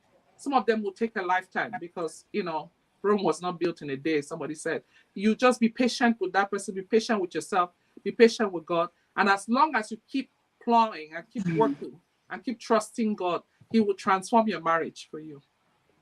Wow. Beautiful. Beautiful. Thank you so much. Starting with you. So if we've all heard what she said, list down all these things as you've been listening here, what those problems are. Select the ones that have to do with you first. When you start with you and prayers, the other things will come in. It's difficult, it's tough because we want to be in control. We feel like if I could just take this person and switch them and change them around, but she says we should start with us. How about you, Lady Claudia? Yes. As she was, as Lady Gloria was talking, I remember the verse that I wrote down. Like the question is, you have your purpose, you know you want to live it out, but your spouse is not on board. I want to read this verse. Isaiah 14, verse 24. It says that the Lord Almighty has sworn, surely as I have planned, so it will be. And as I have purposed, so it will stand. So the purposes of God will stand. I know that sometimes in some contexts, in some marriages, there's this insecurity that comes up. And it is something very natural. If you are going through that, don't think that it is only your spouse. You know how sometimes you go through some things and the enemy is telling you that it is only your spouse that is so insecure that will not let you live out your purpose. It is a natural thing between two human beings living together, especially a man and a wife. A man always has this authority, and sometimes for some men it's different. Like they feel that they are ahead, the wife should follow their lead, and maybe that is your situation. But I don't want you to feel like I can just go ahead and just do my thing. If he cannot follow me, I've waited, and he's not coming on board. I need to live my purpose because it is my purpose that God has called me to do, and God will back me. Lady Gloria said that just give it time. Pray about it. The Bible says that the purpose of God will stand. Amen. If it is God's purpose in your life, He will bring it to pass. Trust me. We now have leading lady in lead missions. Do you know what year I started thinking, oh, I want to reach out to women? And I kept saying it to my husband. And like we've been doing the general conferences, and I kept like, I really have this burden that I want to reach out to women. I started off. My first perspective was women in ministry because I've lived it, or women who are married to men who are in ministry. I don't know, I will not say always. There's that aspect where a woman who is married to a man who is in ministry, who is at the forefront, if care is not taken, sometimes the women feel left out because they have not found they have not found where they belong within this big scope of the ministry, and they're like, okay, so where do I fit in? And especially in a church context, Yeah. like sometimes some people within the ministry might even overlook the wife of the servant of God. And that even makes it worse for the woman. You're like, okay, so I don't even know what I'm doing here. And then now you think that, okay, I know what my purpose is. But how does that purpose fit within this big umbrella of your husband?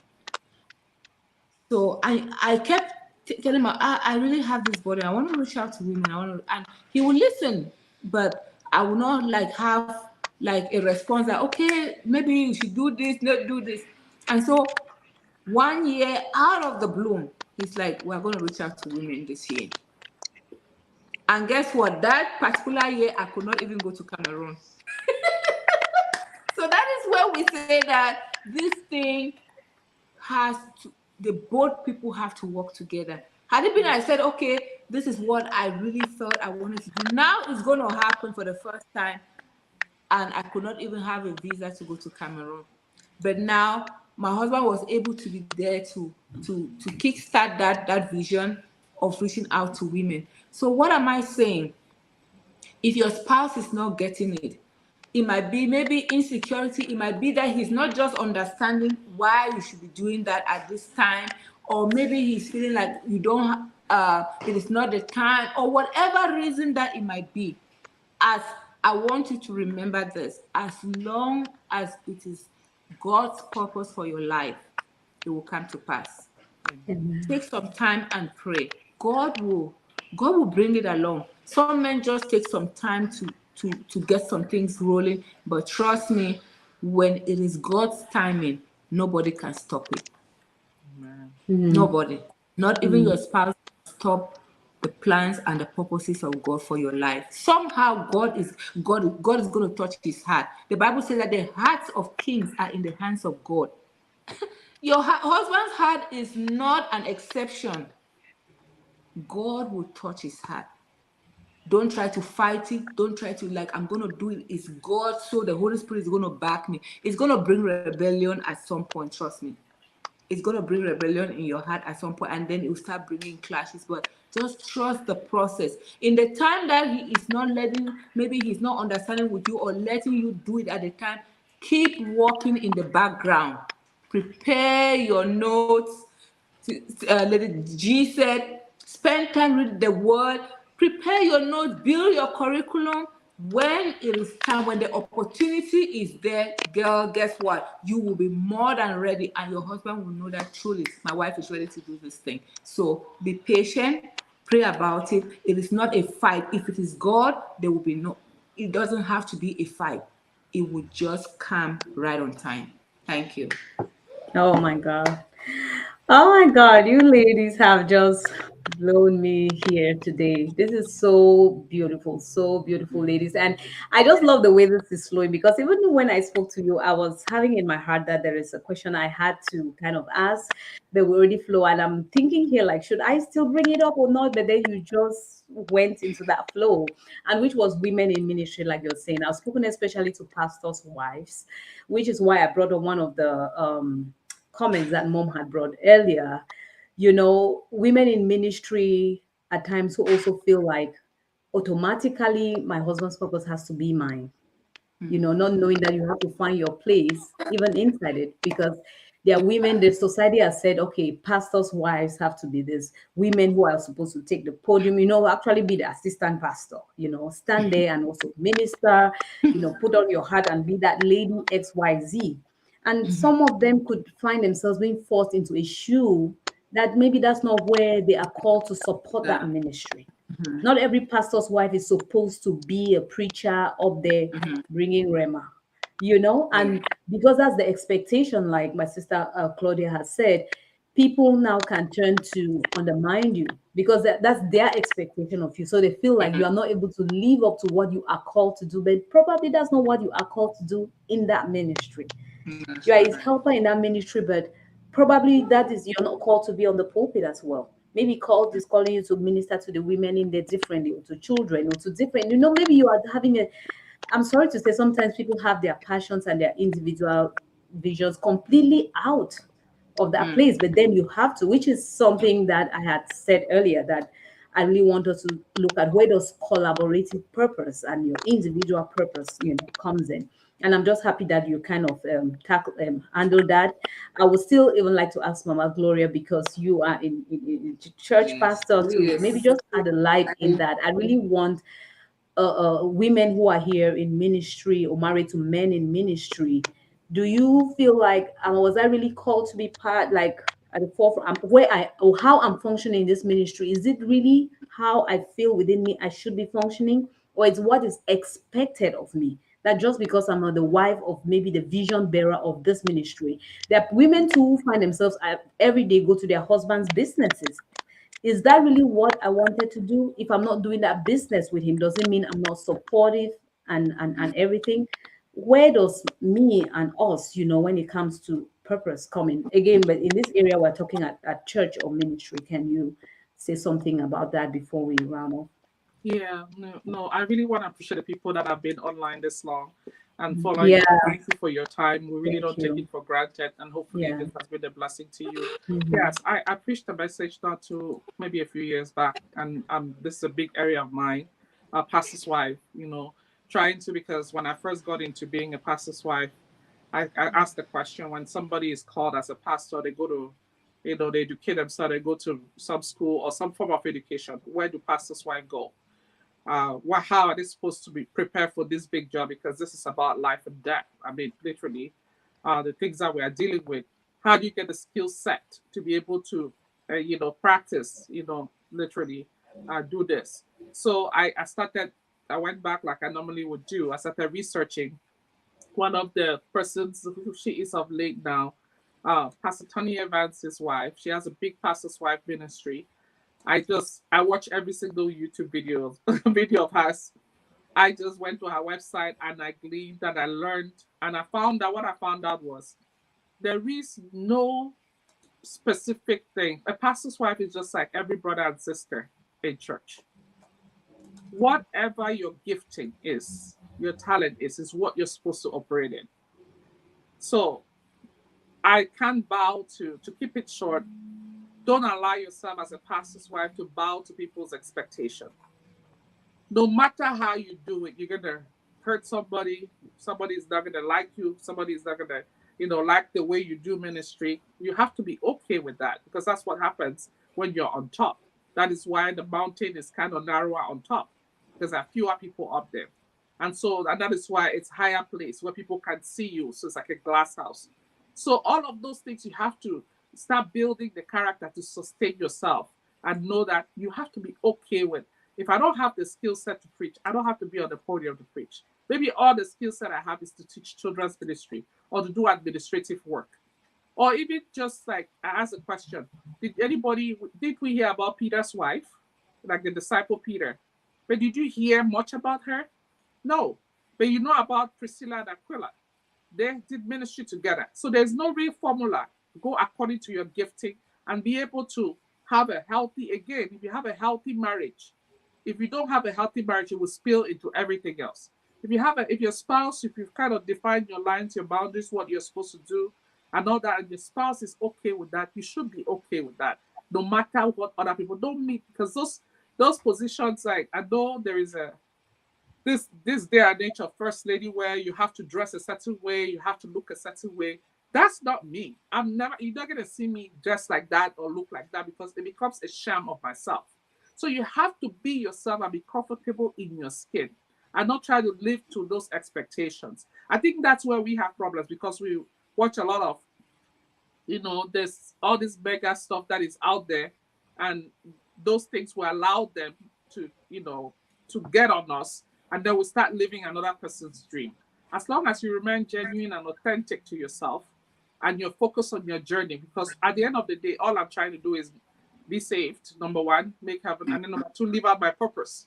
So after being saved, I want to know what God wants me to do in the life. So I carved out my niche, and which for some people like us, I have multi different things that I do. I'm just blessed in that way that I'm multi-talented in God. I say that with all humility, because to whom much is given, much is required. So I can express my talent in different ways. I don't need the platform to do that. So just live out what God has called you to do. You might not be the one that's preaching, be okay. If you are the one that's in hospitality, be okay. And that's just fine. Amen. Wow. Edwin says Sister Gloria and Sister Claudia are true veterans. I truly enjoy your wisdom. Thank you both for this insightful session. You guys have spoken so well, and Rosaline is asking, quick question, are you all pastors' wives? No, we're not.